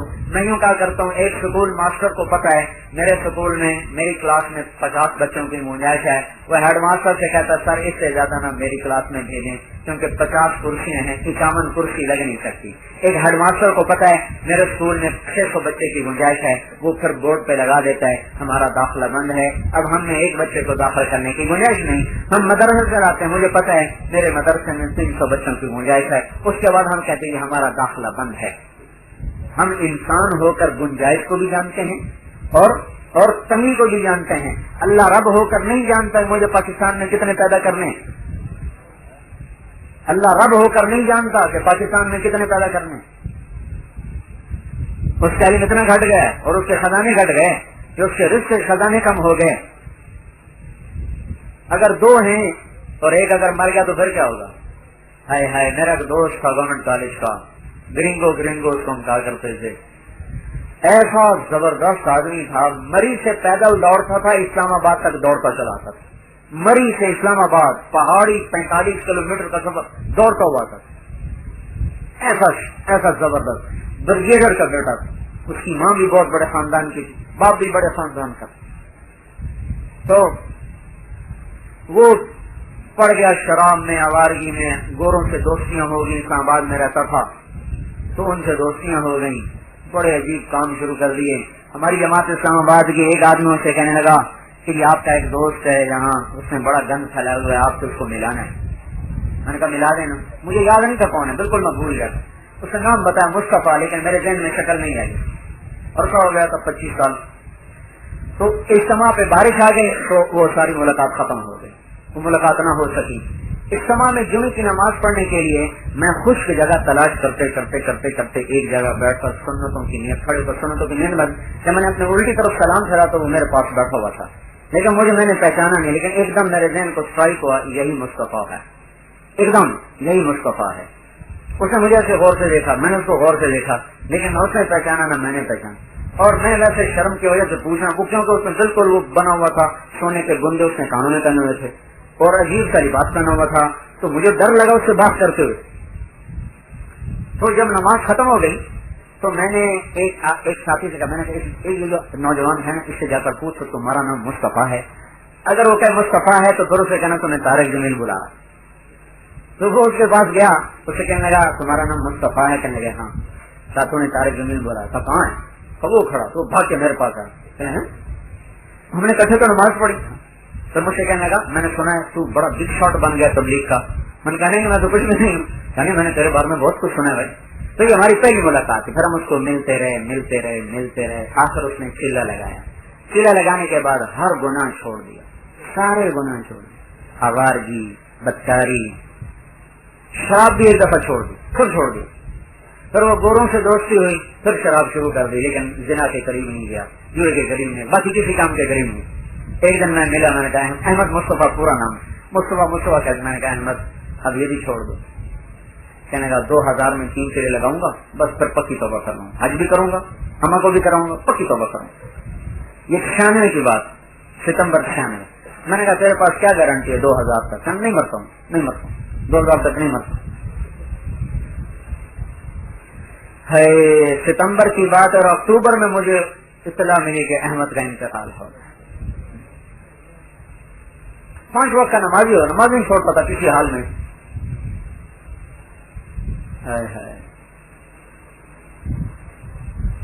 تو میں گیا اس کے جنازے میں، پھر اس کے بعد گھر گئے، اس کے دفن میں شریک ہو کر گھر گئے، تعزیت کے جو اس کی والدہ کو پتا چلا کہ میں باہر بیٹھا ہوں تو اس نے مجھے اندر بلوایا، میں اندر چلا گیا، زنان خانہ بھرا ہوا تو مجھے اندر کمرے میں لے گئے، میرے سامنے بیٹھ کر بچوں کی طرح تو بیٹا بس احمد تجھے ہی یاد کرتا تھا کہ بس میرا ایک ہی سچا دوست ہے جس نے مجھے راستہ دکھایا ہے، بس وہی کام حق ہے، اور وہی نماز میں وہ چھوڑتا تھا۔ پھر کہنے لگی میں نے اس بریگیڈیئر کو بہت سمجھایا کہ 2 بچے ٹھیک نہیں ہے، اللہ سے اولاد مانگنی چاہیے۔ یہ بریگیڈیئر اپنے خاندان کا وہ کہتا نہیں ہے بس بچے 2 ہی اچھے، آج ہماری شمع بجھا کے چلا گیا۔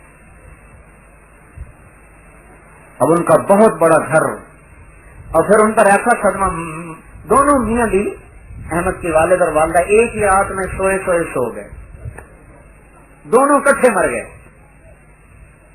بڑھاپے میں جوان اولاد اس سے چلی ہے، دونوں کٹھے مر گئے۔ آج وہ 4 کنال کا گھر خالی پڑا ہے کینٹ میں، اور کوئی اس کا وارث کو نہیں رہا۔ جو بیٹی تھی وہ ایسی دل برداشت ہوئی، وہ پاکستان چھوڑ کے آسٹریلیا چلی گئی۔ ایک نافرمان نکل آئے پھر تو یہ بڑی گہری چالیں ہیں، ہماری نسل کو بھی برباد کر رہے ہیں، ہمارے ایمان کو بھی برباد کر رہے ہیں۔ اب یہ کسی عورت کے بچے زیادہ تو اس کو تانے ملتے، بڑی بے وقوف عورت، اور یہ فیشن بن گیا ہے۔ ہماری نسل مٹانا چاہیے، تو شکر ہے ہمارے لوگ ان پڑھ ہیں، اگر یہ پڑھے لکھے ہوتے تو کب کا یہ جادو چل چکا ہوتا۔ ہم یورپ میں گئے نا کئی دفعہ، 100 گاڑیاں گزرتی، کوئی بچہ نظر نہیں آتا، خالی ایک جا رہا، 2 جا رہے، 1 جا رہا، 2 جا رہے، کوئی 100 گاڑی کے بعد نظر آئے گا ایک بچہ بیٹھا ہوا، ورنہ خالی گاڑیاں جا رہی۔ اللہ کا فضل ہے ہماری تو اپنی ڈگی میں بھی بچے بیٹھے ہوتے ہیں، اللہ کا شکر کرو۔ تو میرے بھائی اور بہنوں، حضرت محمد صلی اللہ تبارک و تعالی علیہ وسلم کی زندگی یہ ہے دنیا اور آخرت کے انسانوں کے لیے کامیابی کا معیار، ہم اس کو سیکھنے کی دعوت دے رہے ہیں۔ اللہ تعالیٰ نے ہمارے نبی کو آخری نبی بنایا، آپ کے بعد کوئی نبی نہیں آئے گا، پوری دنیا کے انسانوں کو یہ پیغام سنا، لوگو اللہ کو اپنا بنا لو، لوگو اللہ کو اپنا بنا لو، پھر یہ جہان بھی مزے لوٹو، وہ جہان بھی مزے لوٹو۔ اللہ سے تعلق بنتا ہے اللہ کے محبوب صلی اللہ علیہ وسلم کی اطاعت سے، تو ہے اس کے غلام بن جاؤ، پھر اللہ زمین آسمان مسخر اور تابع کر دے گا۔ حضرت خولہ بنت ثعلبہ ایک انصاری عورت ہیں، یہ وہ لوگ ہیں جو کل کو پتھر کے پجاری، لکڑی کے بت پوجتے تھے، مٹی کے بت پوجتے تھے، ایسے نادان لوگ تھے۔ بنو حنیفہ کے 1 سال کھجوروں کے باغ میں بہت پھل لگا تو انہوں نے بہت بڑا بت کھجوروں کا بنا دیا، کھجوروں کا بنا دیا۔ 1 سال اس کو سجدے کرتے رہے، اس کی پوجا کرتے رہے۔ اگلے سال بہت تھوڑا پھل آیا تو وہ خرچہ بھی پورا نہ ہوا، تم اب کیا کریں؟ ان کا چلو خدا کو توڑ کے کھاتے ہیں، اسی کو توڑ تاڑ کے پھر آپس میں بیٹھ کے تقسیم کر کے کھا لیا۔ 1 سال سجدے کیے، 1 سال بیٹھ کے کھا لیا۔ یہ ذہنی پستی۔ اس میں سے خولہ بنت ثعلبہ ایک دانہ ہے، سارے ایسے تھے۔ ان کو خامد نے کہہ دیا، اوس بن مالک نے ان کو طلاق دے دی۔ وہ طلاق کی زہار، تو یوں کہہ دے کہ تو میرے لیے میری ماں کی پشت کی طرح ہے، تو اس پر ایسی طلاق پڑتی ہے کہ جس میں رجوع ہو نہیں سکتا۔ 3 طلاق میں تو یہ ہوتا ہے کہ اگر کسی اور سے شادی کر کے پھر دوبارہ طلاق لے کے شادی کرنا چاہے تو ہو جاتی، لیکن یہ زہار ہے، اس میں کیا ہوتا ہے کہ پھر دوبارہ کبھی ساری زندگی نکاح ہو ہی نہیں سکتا۔ یہ جاہلیت کا رواج تھا۔ انہوں نے کہہ دیا تو میرے لیے میری ماں کی پشت کی طرح ہے۔ تو حضرت خولہ جو تھی نا، وہ بھاگی ہوئی آئی حضور کے پاس، کہنے گی یا رسول اللہ، میرے خاوند نے مجھے طلاق دے دی ہے، زہار۔ حضرت عائشہ آپ کو تنگی کر رہے ہیں، تو اب اس میں اللہ کا کیا حکم ہے؟ تو آپ نے کہا تو اس پہ حرام ہو گئی۔ وہ کہنے لگے یا رسول اللہ آپ نظر ثانی فرمائیں، میرے چھوٹے چھوٹے بچے ہیں، اب میں ان کو لے کے کہاں جاؤں؟ میری جوانی بھی گزر گئی، میں دوسری شادی بھی نہیں کر سکتی، تو آپ برائے مہربانی اس سے غور فرمائیں۔ آپ نے پھر سنا تو اس پہ حرام ہو۔ یا رسول اللہ انہ ابو ولدی واحب الناس الیہ، یا رسول اللہ مجھے اس سے بڑے محبت ہے، اس کو مجھ سے محبت ہے۔ یا رسول اللہ تفرق اہلی، میرے ماں باپ مر گئے، صغر سن میری عمر ڈھل گئی، تب میں کس کے سہارے بیٹھوں؟ جب 2-3 دفعہ انہوں نے دہرایا تو آپ نے خاموشی اختیار کر، چپ ہو، پھر عورت مانتی نہیں، چپ ہو۔ جب اس نے دیکھا حضور نہیں جواب دے رہے، اس نے کہنے لگا اچھا آپ نہیں جواب دیتے، میں آپ کے رب کو سناتی۔ وہیں بیٹھے بیٹھے اس نے ہاتھ آسمان کی طرف کر اے مولا اننی منہ صبیۃ سوا، اے اللہ میرے چھوٹے چھوٹے بچے ہیں، ان ضممتہم الیہ فجاؤ، میں پالوں تو روٹی کہاں سے کھلاؤں، ان ضممتہم الیہ فضاؤ، خامد کے حوالے کروں تو وہ ان کی تربیت کہاں سے کرے گا، ضائع ہو جائیں گے۔ اے مولا اپنے نبی کی زبان پر میرے حق میں فیصلہ اتار۔ شرط لگائی اللہ پر، یہ نہیں کہا کہ اس میں جو تیرا فیصلہ ہے وہ مجھے بتا، اللہ پہ شرط لگائی، اللہ فیصلہ میرے حق میں اتارنا ہے، میرے خلاف نہیں اتارنا۔ اور رونا شروع کیا۔ حضرت عائشہ فرماتی ہیں اس کو روتے دیکھ کر مجھے بھی رونا آ گیا۔ وہ اس کا رونا جاری تھا کہ ایک دم حضور پہ وحی آ گئے۔ پھر میں نے اس کو پکڑا، ارے چپ چپ چپ، دیکھو دیکھو وحی آ چکی ہے۔ جب اس نے حضور کو دیکھا وحی آ رہی تو وہ اور زیادہ رونے لگی، اس لیے کہ پتہ نہیں اب میرے حق میں آ رہا ہے کہ میرے خلاف آ رہا ہے۔ اس کو اور زیادہ رونے لگی، پتہ نہیں اب کیا ہوگا، اور زیادہ روئی۔ صاحب نے آنکھیں کھولی، بھائی ختم ہوئی، کا اولا تجھے بشارت ہو، تیرے حق میں فیصلہ ہو گیا۔ اور یہ فیصلہ جبریل حدیث میں لے کر نہیں آئے، قرآن آ گیا جو قیامت تک پڑھا جائے گا، اور خولا کا ڈنکا بجتا رہے گا، راما کی عورتوں کو پتہ چلتا رہے گا ایسی بھی عورتیں آئی تھیں۔ قد سمع اللہ قول التي تجادلك في زوجها وتشتكي الى الله والله يسمع تحاوركما ان الله سميع بصير الذين يظاهرون منكم من نسائهم ما هن امهاتهم ان امهاتهم الا اللائي ولدنهم وانهم ليقولون منكرا من القول والزورا وان الله لعفو غفور۔ یہ آیات ہے۔ اب سمع اللہ، یہ بڑی خوبصورت آیت ہے، سبحان اللہ، بڑا نقشہ ہے اس کے اندر کیا ہوا، جیسے نا ہے قد سمع اللہ، اللہ اپنے نام کو لائے، ضمیر کو نہیں لائے، صفت کو نہیں لائے، اپنا ذاتی نام لائے۔ اللہ نے سن لیا اس عورت کا جھگڑا جو آپ سے کر رہی تھی اپنے خامن کے بارے میں۔ پھر کیا ہوا؟ پھر آپ نے سننے سے انکار کر دیا، پھر اس نے مجھے پکارا وتشتکی الی اللہ، پھر میں تو خود آپ دونوں کا جھگڑا سن رہا تھا، آپ انکار کر رہے تھے، وہ اقرار کروا رہی تھی، میں خود موجود تھا۔ قد سمع اللہ، میں بھی سن رہا تھا، میں بھی دیکھ رہا تھا، وہاں کر رہی تھی، اب نہ کر رہے تھے، میں نے خولا کے حق میں فیصلہ کر دیا۔ یہ طلاق کوئی طلاق نہیں، اس طلاق کا کفارہ ہے الذین یظاہرون منکم من نسائہم، یہ جو ظہار کرتے ہیں ما ہن امہاتہم، اس سے ان کی بیویاں ان کی مائیں نہیں بنتی۔ یہ غلط بولا گیا ہے، لہذا ایک غلام آزاد کرو، بیوی آزاد۔ 60 مسکینوں کو کھانا کھلاؤ، بیوی آزاد، یا 60 روزے رکھو، بیوی تمہارے لیے حلال. یہ جرمانہ لگا دیا، یا غلام آزاد کرو، یا 60 روزے رکھو، یا 60 مسکینوں کو کھانا کھلاؤ، بیوی تمہارے لیے حلال. یہ بھی ایک عورت تھی جس نے آسمانوں سے قرآن اتروا لیا. جو عورت گانا سنے اور اس کے پیٹ میں حمل پروان چڑھ رہا ہو، موسیقی کا زہر اس معصوم بچے کی روح میں بھی جا رہا ہو، گھر میں موسیقی چل رہی اور عورتیں کھانے پکا رہی ہوں، معصوم بچیاں گھر میں آنگن میں کھیل رہی ہوں، یہ وہ ظالم مائیں ہیں جو بچوں یہ کل کو فرما بردار کیسے ہوں گی یہ اولادیں. ہاں،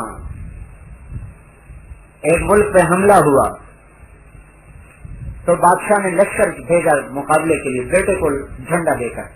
1 ہفتے کے بعد خبر آئی شکست ہو گئی اور رومن غالب آ گئے اور آپ کا بیٹا میدان چھوڑ کے بھاگ گیا. تو ملکہ، اور یوں نہیں کہہ رہا ہوں کسی عالم کی بیوی، کسی تبلیغی کی بیوی، کسی محدث کی بیوی نہیں بتا رہا ہوں، بادشاہ کی بیوی کا قصہ سنا رہا ہوں. بادشاہ کی بیوی نے کہا یہ خبر غلط ہے. تو بادشاہ کو غصہ آ گیا، یعنی کیسے غلط ہے؟ تو اندر بیٹھ کے کہہ غلط ہے، کہا یہ غلط ہے. چند دنوں کے بعد خبر آئی کہ وہ خبر غلط ہے. اللہ نے پکڑ دی، شکست نہیں ہوئی. تو بادشاہ نے اپنی بیوی سے پوچھا تو انہیں کتنے دعوے سے یہ بات کہی تھی، کیوں کہی تھی؟ اس نے کہا بات یہ ہے کہ جب یہ میرے پیٹ میں آیا تو میں نے اس کے بعد 1 لقمہ حرام کبھی نہیں کھایا، اور جب میں نے اس کو دودھ پلایا 2 سال میں پہلے وضو کرتی، پھر 2 رکعت نفل پڑتی، پھر دودھ پلاتی. جس بچے کو ایسا پاک دودھ ملا ہو وہ میدان چھوڑ کے بھاگ سکتا؟ اگر آپ یہ کہتے کہ شکست ہو گئی، میرا بیٹا شہید ہو گیا، تو پھر میں کہتی سچی خبر ہے. لیکن یہ کیسے ہو سکتا ہے ایسا پاک دودھ پی کے موت کے در سے بھاگ جائے؟ اسے میں نے کہا تھا یہ خبر غلط ہے، یہ بادشاہوں کی بیگمات کی تربیت ہے.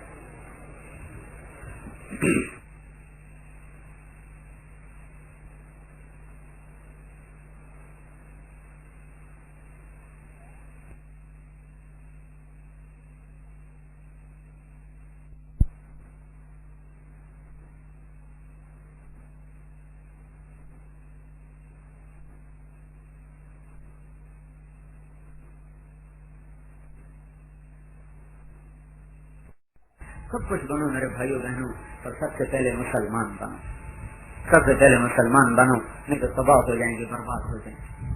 تبلیغ اس کو سیکھنے کی محنت ہے، اس کو لے کے ساری دنیا پھرنے کی محنت ہے. اللہ تعالیٰ نے امت کو آخری امت بنایا ہے، ہمارے نبی کو آخری نبی بنایا ہے، تو کوئی اور آئے گا نہیں انسانوں کو سمجھانے بتانے کے لیے. ہمارے ذمہ اس کو لے کے چلنا اور پھرنا. اس کے لیے پچھلی پہ توبہ کرو، اگلی پہ اس کی غلامی کے ارادے کرو، اور اپنی زندگی کو اس کے طریقوں میں ڈھالنے کے لیے آئیو عملی طور پر نکل کر سیکھو. اب بولو تو ہم کتنے وقت کے لیے تیار ہیں؟ ہماری جماعت میں جانا ہے. زور کے بعد تم چاہتے ہیں جیسے ہم آئے تھے نقل یہاں سے سروزہ جماعت مسکرات کی نکل جائے، چلے 4 مہینے کے کچھ وعدے ارادے ہو جائیں، کچھ نقل جماعت 3 دن کی مردوں کی عورتوں کی نکل جائے. سب دعا کر لیتے ہیں. بولو 3 سے کام تو کہیں بھی نہیں نکلے. اچھا، مردان میں سے بھی زیادہ ہو گئی. ہاں جی، اور یہ پنجاب ہے، یہاں کی مٹی بڑی سخت. ہاں جی بولو بھائی، کون ہمت کرتا ہے جی؟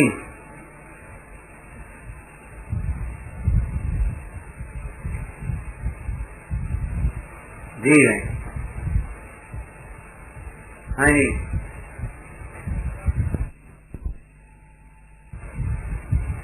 4 ہو گئے. 5 نہیں، وہ تو بچہ ہے اس کا تو نہیں جاؤ.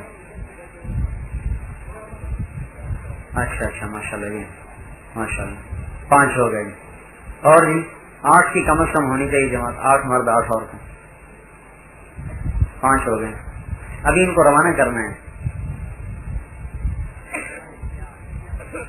تیار ہو کے آگے ماشاء اللہ. 6 امتیاز، 6 ہو گئی. 2 بھائی اور ہو جائیں. شان اللہ کی راہوں کا پھرنا ہے. اس کی نسلی عبادات اتنی ہو ہی نہیں سکتی جتنی پہلی لوگوں نے کی ہیں. ان کی عمریں زیادہ، ہماری عمریں تھوڑی، ان کی طاقت زیادہ، ہماری طاقت تھوڑی. تو اگر ہم عبادات پہ کون سے کریں؟ کہاں ہے جو ہے ان کا نام لکھو. کتنا میں 6 ہوئے، 7 ہو گئے. ایک اور بھائی ہو جائے تو جماعت پوری ہو جائے گی.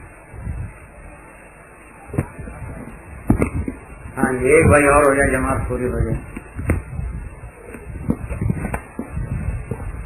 جی بولو بھائی جلدی سے سب دعا کرائیں. گرمی ہے, عورتیں زیادہ ہیں, ہم تو ویسے تھوڑے ہیں لیکن عورتیں کافی آئی ہیں, بیچاری گرمی میں بیٹھی ہوئی ہیں. تو آپ جلدی سے نام پیش کریں, جماعت بن کے روانہ ہو جائے. جی بولو جی.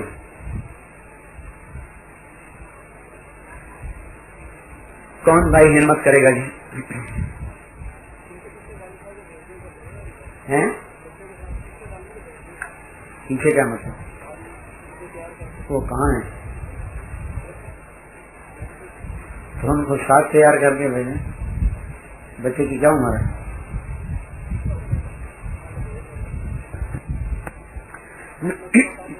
نقد اوقات والے ادھر آ جائیں, یہ اس طرف آ جائیں. نقد جنہوں نے 3 دن دیے نا, مردوں میں عورتوں میں, یہاں آ جائیں, ایک جگہ اکٹھے ہو جائیں. سر ساری مستورات کی توجہ فرمائیں. دعا سے پہلے چند باتیں گزارش کریں. ایک تو بھائی گزارش ہے آپ کی اور سب کی خدمت میں. دیکھو بھائی, دین سیکھنے سے آتا ہے, تربیت سے انسان بنتا ہے. ہماری تربیت اس انداز پہ نہیں ہوئی کہ ہم اللہ کے ہر حکم پہ سر جھکا دیں, ہر نافرمانی سے پیچھے ہٹ جائیں. اللہ تعالیٰ نے ہم پہ احسان کیا, یہ تبلیغ کا کام ہمارے ملک میں جاری کیا. ساری دنیا سے لوگ یہاں سیکھنے آتے ہیں. ہمیں گھر میں یہ دولت ملی ہوئی ہے, ہماری اپنی زبان میں یہ کام ہو رہا ہے. لوگ آتے ہیں وقت لگانے, وہ زبان نہیں جانتے, علاقہ نیا, ملک نیا, غذا نہیں, بڑی تکلیفیں اٹھا کے آتے.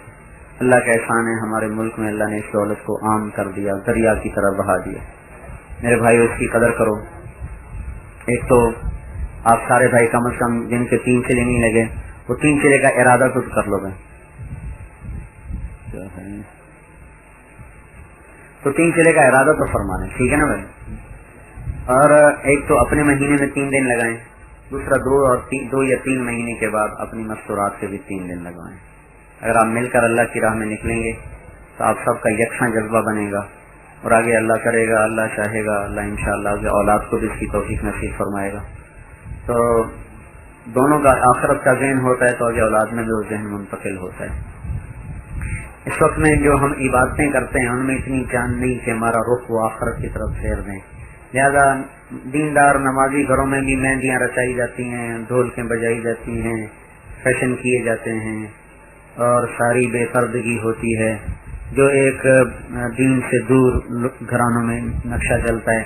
جب ایسے موقع آتے ہیں, کوئی تقریبات, کوئی شادیاں, تو پھر نمازی بے نمازی برابر ہو جاتے ہیں, حاجی بے حاجی برابر ہو جاتے ہیں, پردہ دار بے پرد سب گھر برابر ہو جاتے ہیں. کیونکہ ہم نے اللہ کے نبی کی معاشرت کو نہیں سیکھا. ہم تو یہ زور لگا رہے ہیں کہ ہمارے گھروں میں حضور والی معاشرت آئے, گھروں میں, بازاروں میں, باہر ہر جگہ اللہ کے محبوب کی پاک زندگی وجود میں آئے. جیسے اللہ کا حبیب سب سے اونچا, سب سے بلند, سب سے افضل ہے, اس کی زندگی سب سے اونچی, سب سے بلند, سب سے افضل ہے. اللہ تعالیٰ نے کوئی نبی ایسا نہیں بنایا جیسے ہمارے حبیب کو بنایا, تو کوئی طریقہ ایسا نہیں بنایا جیسے ہمارے نبی کا طریقہ بنایا. اللہ تعالیٰ نے آپ کو سب سے جدا, سب سے اونچا, سب سے عالی مقام بخشا ہے. آپ کے طریقے بھی ویسے ہی عالی شان ہیں, ویسے ہی اونچے ہیں, ویسے ہی عظیم الشان ہیں. ہماری معاشرت اللہ کے نبی کے طریقوں پر نہیں, وہ ہمارے پنجابی طریقوں پر ہے, پٹھانوں میں ان کے پٹھانی طریقوں پر ہے, سندھیوں میں سندھی طریقوں پر ہے, بلوچوں میں بلوچی طریقہ ہے. ہمارے نبی کا طریقہ نہیں. ہم اپنے رواج میں جکڑے ہوئے ہیں, رواجوں کے پابند ہیں. بھائی ہم یہ کوشش کر رہے ہیں کہ ہم اللہ اس کے محبوب کے بتائے ہوئے طریقوں کے پابند بن جائیں. یہ گھر بیٹھے چیز نہیں نصیب ہوتی, اس کے لیے باہر نکلنا پڑتا ہے, اور اس ماحول اور معاشرے کو چھوڑنا پڑتا ہے جس میں یہ غلط ذہن بنا ہے. اس لیے آپ خود بھی نکلتے رہیں, اپنی عورتوں کو بھی نکالتے رہیں, اور میاں بھی نکلیں, اپنی چھوٹی بچیوں کو جو ذرا سمجھدار ہوگی ان کو لے کر نکلیں, تاکہ وہ آج کی فضا سے بچ سکیں. کیونکہ آج مدرسے میں پڑھنا کافی نہیں, ہم تو بچیوں کو بھی پڑھاتے ہیں, بچوں کو بھی پڑھاتے ہیں, دین پڑھاتے ہیں, لیکن ہم نے دیکھا ہے کہ صرف پڑھانے سے مزاج آخرت والا نہیں بنتا. صرف پڑھانا, کتاب کا پڑھا دینا, اس سے مزاج آخرت نہیں بنتا.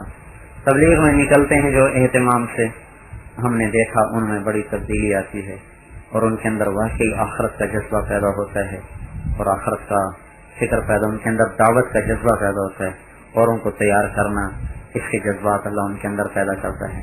تو آپ سارے بھائیوں کی خدمت میں گزارش ہے کہ اپنی عورتوں کا وقت لگوایا کریں, ان کے اندر بھی انشاءاللہ یہ دعوت کا جذبہ بیدار ہوگا. دوسری چیز یہ ہے کہ گھروں میں تعلیم کیا کریں. تعلیم کا مطلب کیا ہے کہ گھروں میں فضائل اعمال پہ اللہ کیا دیتا ہے, تشکیل کے پر کون کو دینا, اعمال پہ اللہ کیا دیتا ہے.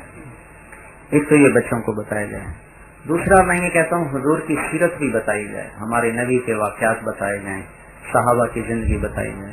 میں اسلام آباد میں ایک جگہ گشت کر رہا تھا تو ایک لڑکا ملا 20-22 سال کا. میں نے پوچھا تمہارا کیا نام ہے؟ کہنے لگا عمر. میں نے کہا تم حضرت عمر کو جانتے ہو؟ تو کہنے لگا میں نے نام تو سنا ہوا ہے. تو یہ 20-22 سال کے لڑکے کا حال یہ تھا, وہ کہنے لگا میں نے نام تو سنا ہوا ہے. تو آج کل کے ماں باپ اپنے بچوں کے ساتھ بیٹھتے نہیں ہیں, اتنا تو پوچھتے ہیں اسکول کا کام کیا, ٹیوشن پڑھ لی, اسکول میں گئے تھے, پڑھائی کر لی, یہ تو پوچھتے ہیں. تو اتنا پوچھ لیتے ہیں جو دیندار ہے, نماز پڑھ لی, قرآن پڑھ لیا.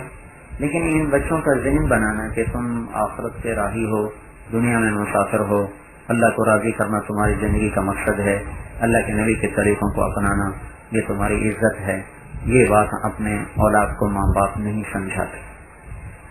اس لیے وہ ذہنی طور پر غلام رہتے ہیں دنیا کے. تو بھائیو اپنے گھروں میں تعلیم کرو, یعنی اپنے بچوں کو بٹھا کر ان کو کچھ ان کتابوں سے پڑھ کے سناؤ جو فضائل اعمال ہیں اور فضائل صدقات, یا اور کوئی فضائل کی کتابیں ہیں.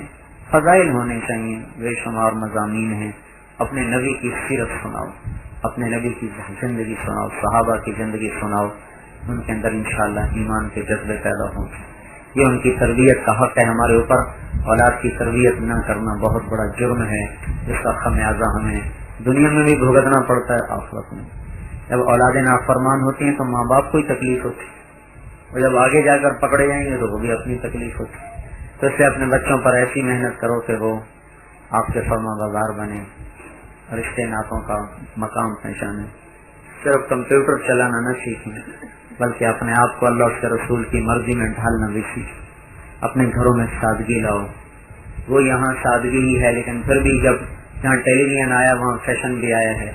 عورت کا لباس کھلا ہے, عورت کا لباس تنگ نہیں ہے. عورت کے لیے لباس ایسا ہوتا ہے جس میں وہ چھپ جائے, جس میں وہ نظر نہ آئے. صرف برقع پہننا نہیں, گھر میں بھی اس کا لباس ایسا ہو کہ اس کا جسم کا ساخت اس میں نظر نہ آئے. اس کا کرتا آخر تک ہونا چاہیے, آستینیں بالکل اس کے ہاتھ کے ساتھ ملی ہوئی ہونی چاہیے.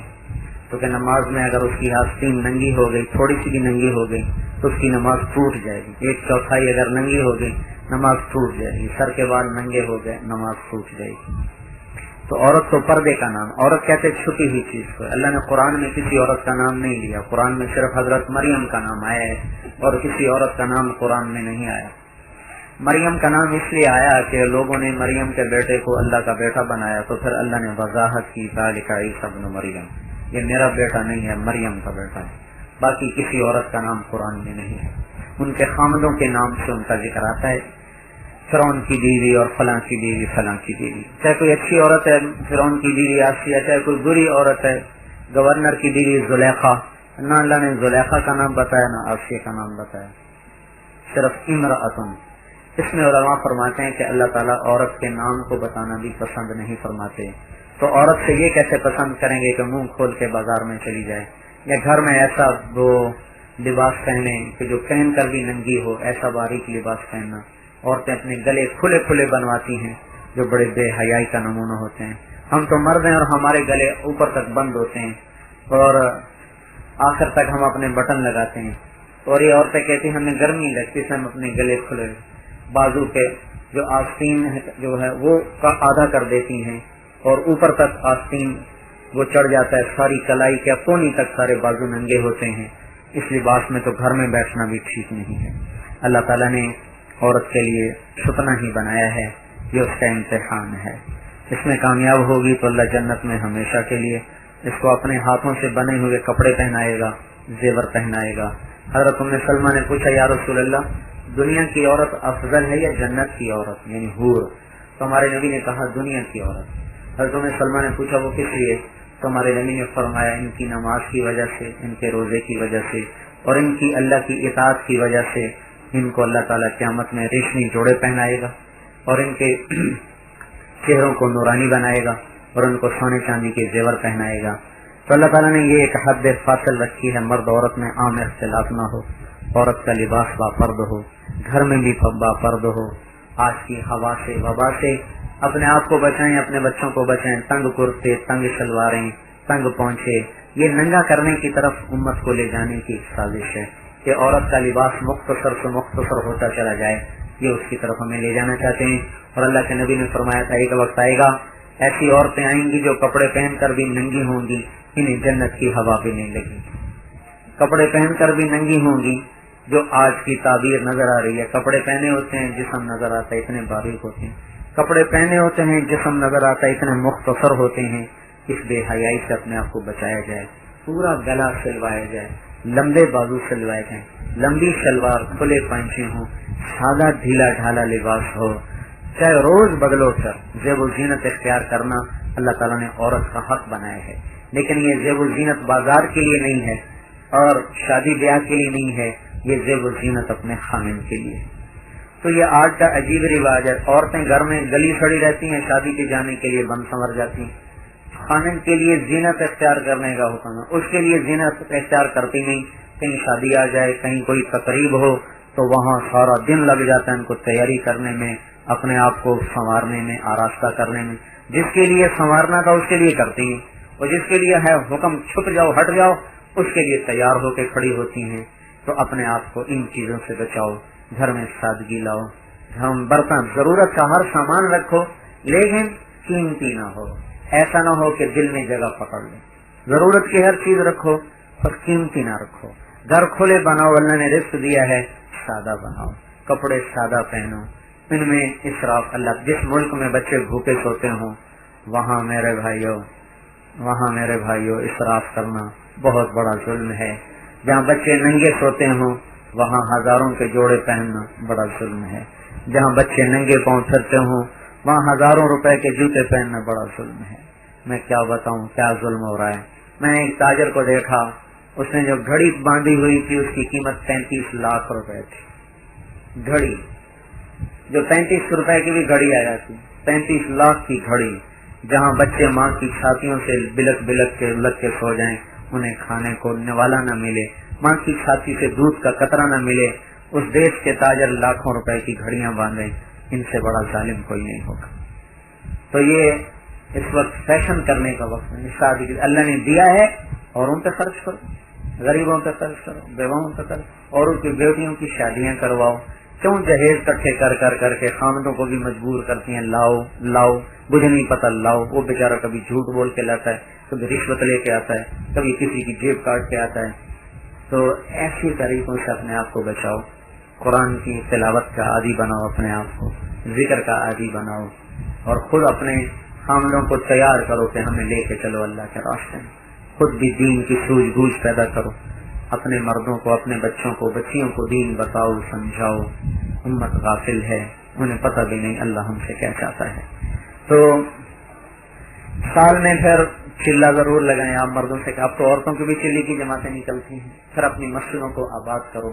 تہجد کی عادت ڈالو، رات کو جلدی سونے کی عادت بناؤ تو انشاءاللہ تہجد آسانی سے پڑھی جائے گی. رات کو دیر سے سو گے پھر فجر بھی نہیں پڑھی جائے گی. جلدی سو جاؤ گے تو تہجد بھی پڑھی جائے گی، فجر بھی پڑھی جائے گی. تو تہجد کا عادی بناؤ. آپ نے فرمایا ولو بحلب الشاة، تہجد ضرور پڑھو چاہے بکری کا دودھ دونے کے وقت کے برابر کیوں نہ ہو. بکری کا دودھ دونے میں 5 منٹ لگتے ہیں، جو کہ تھوڑا سا تو دودھ ہوتا ہے، 1 گلاس 2-3 دھاروں میں اس کا دودھ نکل آتا ہے. تو آپ نے فرمایا تہجد ضرور پڑھو ولو حلب الشاة، چاہے وہ بکری کے دودھ نکالنے کے وقت کی مقدار کیوں نہ ہو، پر پڑھو ضرور. اٹھ کے 2 نفل پڑھ کے پھر سو جاؤ، پھر اٹھ کے فجر پڑھ لو. تہجد پڑھنے والے کی قبر میں اندھیرا نہیں ہوتا، روشنی رہتی. پھر قرآن کی تلاوت کرو، پھر اللہ کا ذکر کرو. اللہ نے رزق دیا ہے، زکات دو. عورتوں کے پاس سونا ہوتا ہے زکات نہیں لیتی، چاندی ہوتی زکات نہیں لیتی، زکات دو. جو ذمہ دار ہیں وہ زمین کا عشر ادا کرو. اپنی بیٹیوں کو جائیداد میں حصے دو. اپنی ماں باپ مر گئے ہیں نہیں دے کر گئے تو اپنی بہنوں کو زمین میں، گھر میں، دکان میں جو حصہ بنتا ہے وہ دو، یا اس کے پیسے ادا کرو. اگر انہوں نے معاف نہ کیا، آپ نے دیا نا، تو ایسا ہی ہے جیسے آپ چوری کا مال کھا رہے ہیں، ڈاکے کا مال کھا رہے ہیں. لوگ پرائے گھروں پہ ڈاکہ ڈالتے ہیں، ہم نے بہنوں پہ ڈاکے ڈال دیے ہیں.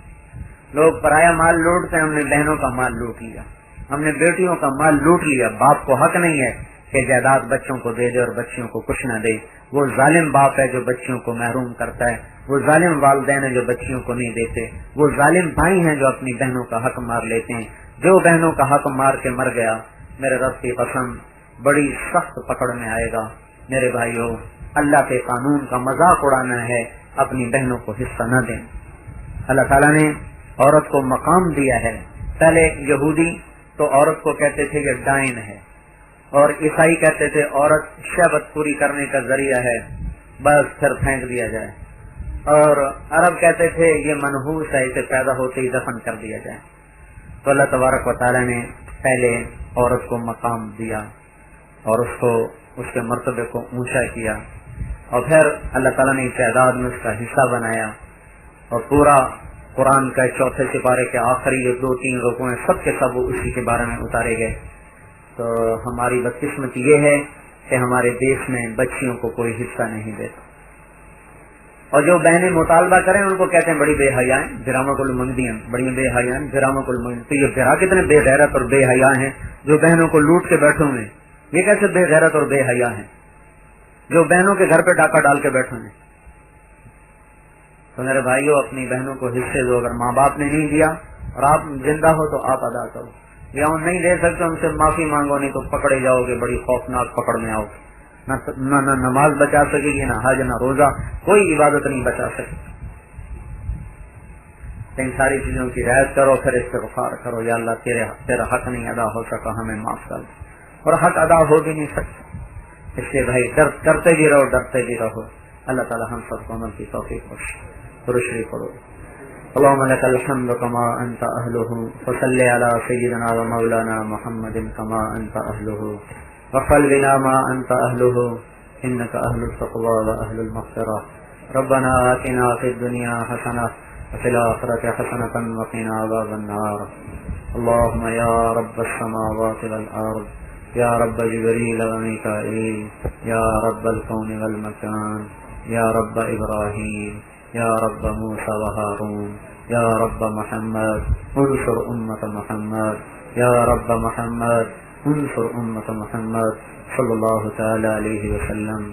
اے مولا کریم، اے بادشاہوں کے بادشاہ، اے لازوال ذات، اے ہر عیب سے پاک ذات، تو نے سمجھایا ہم نہ سمجھے، تو نے روکا ہم نہ رکے.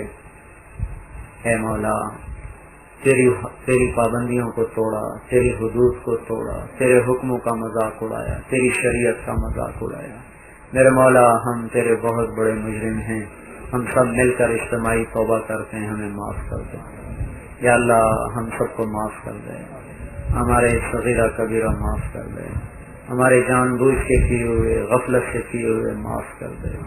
اے مولا کریم، ہم تیری نشانیوں کو دیکھ کر آنکھیں بند کر گئے، تیرے پیغام کو سن کر کانوں میں انگلیاں دے بیٹھے، قدم قدم پہ عبرت کے نمونے دیکھ کر بھی ہم مولا ہوس کی نظروں سے باز نہ آئے. تو نے رزق دیا تھا، شکر کو ہم تیرا کھا کے تیرے نافرمان بنے. یا اللہ، تو نے نعمتیں عطا کی تھیں شکر ادا کرنے کو اور بندگی کو، ہم نے تیری نعمتوں کو تیرے حکموں کے خلاف استعمال کیا. تو نے دھرتی کا فرش بچھایا تھا آرام کرنے کو، نمازیں پڑھنے کو، حلال کمانے کو، ہم نے تیری دھرتی پر شراب کی بھٹیاں چلا دی، زنا کے اڈے چلا دیے، گانے کے سینٹر کھول دیے. مولا، ہمیں معاف کر دے، ہم تیرے بڑے مجرم ہیں. ہم نے تیری زمین کو گندا کیا، تیرے پانیوں کو گندا کیا، تیرے سمندروں کو گندا کیا، تیری فضا کو ہم نے قرآن کے نغموں سے معمور کرنا تھا، آج کی فضا ہم نے گانوں سے بھر دی، فحش آوارہ لچر گانوں سے اس کو بھر دیا. تو نے فضائیں بنائی تھیں اذان کی آواز پہنچانے کو، قرآن کا پیغام پہنچانے کو. یا اللہ، ہماری ہی نسل نے ان فضاؤں کو تبلے کی تھاپ سے بھر دیا، سارنگی کے سر سے بھر دیا. میرے مولا، ایسے مجرم نہ پہلے کبھی آئے تھے، نہ زمین نے دیکھے، نہ کبھی آسمان نے دیکھے. مسلمان ہو کر ایسے نافرمان پیچھے کبھی نہیں آئے. تیرا کلمہ پڑھ کے تیرے ایسے مجرم نہ زمین نے دیکھے نہ آسمان نے. مولا کوئی جائے پناہ نہیں اب تیرے سوا، ہمیں گناہوں کی سزا ملنی شروع ہو چکی ہے. ہم توبہ کرتے ہیں، ہمیں معاف کر دے، ہمیں معاف کر دے مولا. ہم نے تو بہت نیک بننے کی کوشش کی، لیکن ان گندی فضاؤں نے ہمیں کہیں کا نہ چھوڑا. اس گندے ماحول اور معاشرے نے ہمارے سارے ارادے خاک میں ملا دیے. ہماری آرزوؤں کو میرے مولا انہوں نے راکھ کا ڈھیر بنا دیا. ہم تیری طرف بڑھنے لگے، اندر باہر کے کیچڑ نے ہمیں دھکیل کے پیچھے پھینک دیا. ہم نے تجھے اپنا بنانا چاہا، اس ماحول نے ہمارے دل پہ قبضہ جمایا. ہم تیری اطاعت میں میرے مولا ڈھلنا چاہتے تھے، آج کے ماحول نے ہمیں آوارہ کر دیا. اے بادشاہوں کے بادشاہ، اس ماحول کو بدلنا ہمارے بس میں تو رہا نہیں. اتنی بڑی گمراہی کے سیلاب کے سامنے بند باندھنا ہماری ہمت تو رہی نہیں. ہم نے تو کوشش کی تھی بند باندھنے کی، مولا وہ ریت کی دیوار ثابت ہوا، وہ تن کے خط و خاشاک ثابت ہوا. مولا اب تو تیری ضرورت ہے، خاص الخاص مدد کی ضرورت ہے. تو آجا میرے اللہ، اس کفر کے سامنے بند باندھ دے، اس آوارگی کو مٹا دے میرے مولا. اس جہالت کا کوئی علاج کر دے، اس ارتداد کا علاج کر دے. مولا ہمیں کوئی ابو بکر جیسا دے دے جو اس کفر کو ختم کر دے، ارتداد کو مٹا دے. کوئی ہمیں عمر جیسا دے دے یا اللہ، جو آج کے ظلم و ستم کو دفن کر دے. اے مولا وہ تو کتے کے پیاسے مرنے پر بھی آنسو بہاتا تھا. یا اللہ تو نے ہمیں کن کے حوالے کیا جو ہمارے معصوم بچوں کے تڑپتے لاشیں دیکھ کر بھی مسکراتے ہیں. اے مولا، اے مولا، ہم تو اس قابل نہیں کہ تجھ سے عمر جیسا مانگیں، تو اس قابل ہے کہ ہمیں اس جیسا دے دے. ہمارے عمل اس قابل نہیں ہے کہ ہم تجھ سے اتنے بڑے سوال کریں. تیری رحمت اس قابل ضرور ہے کہ اتنی بڑی عطا سے ہماری جھولی بھر دے. اے مولا ہم 55 برس سے ظالموں کے ہاتھوں کھلونا بنے ہوئے. ہر آنے والی شام گہری تاریخ آئی، ہر آنے والا دن پہلے سے کیا آیا، ہر اٹھنے والی آندھی پہلے سے زیادہ تند و تیز تھی، ہر اٹھنے والی موج پہلے سے زیادہ خون خوار اور طوفانی تھی. اے مولا تیرے کمزور بندے، تیرے غریب بندے ان ظالموں کے ہاتھوں کھلونا بنتے رہے. انہوں نے ہمارے بچوں کے منہ سے نہ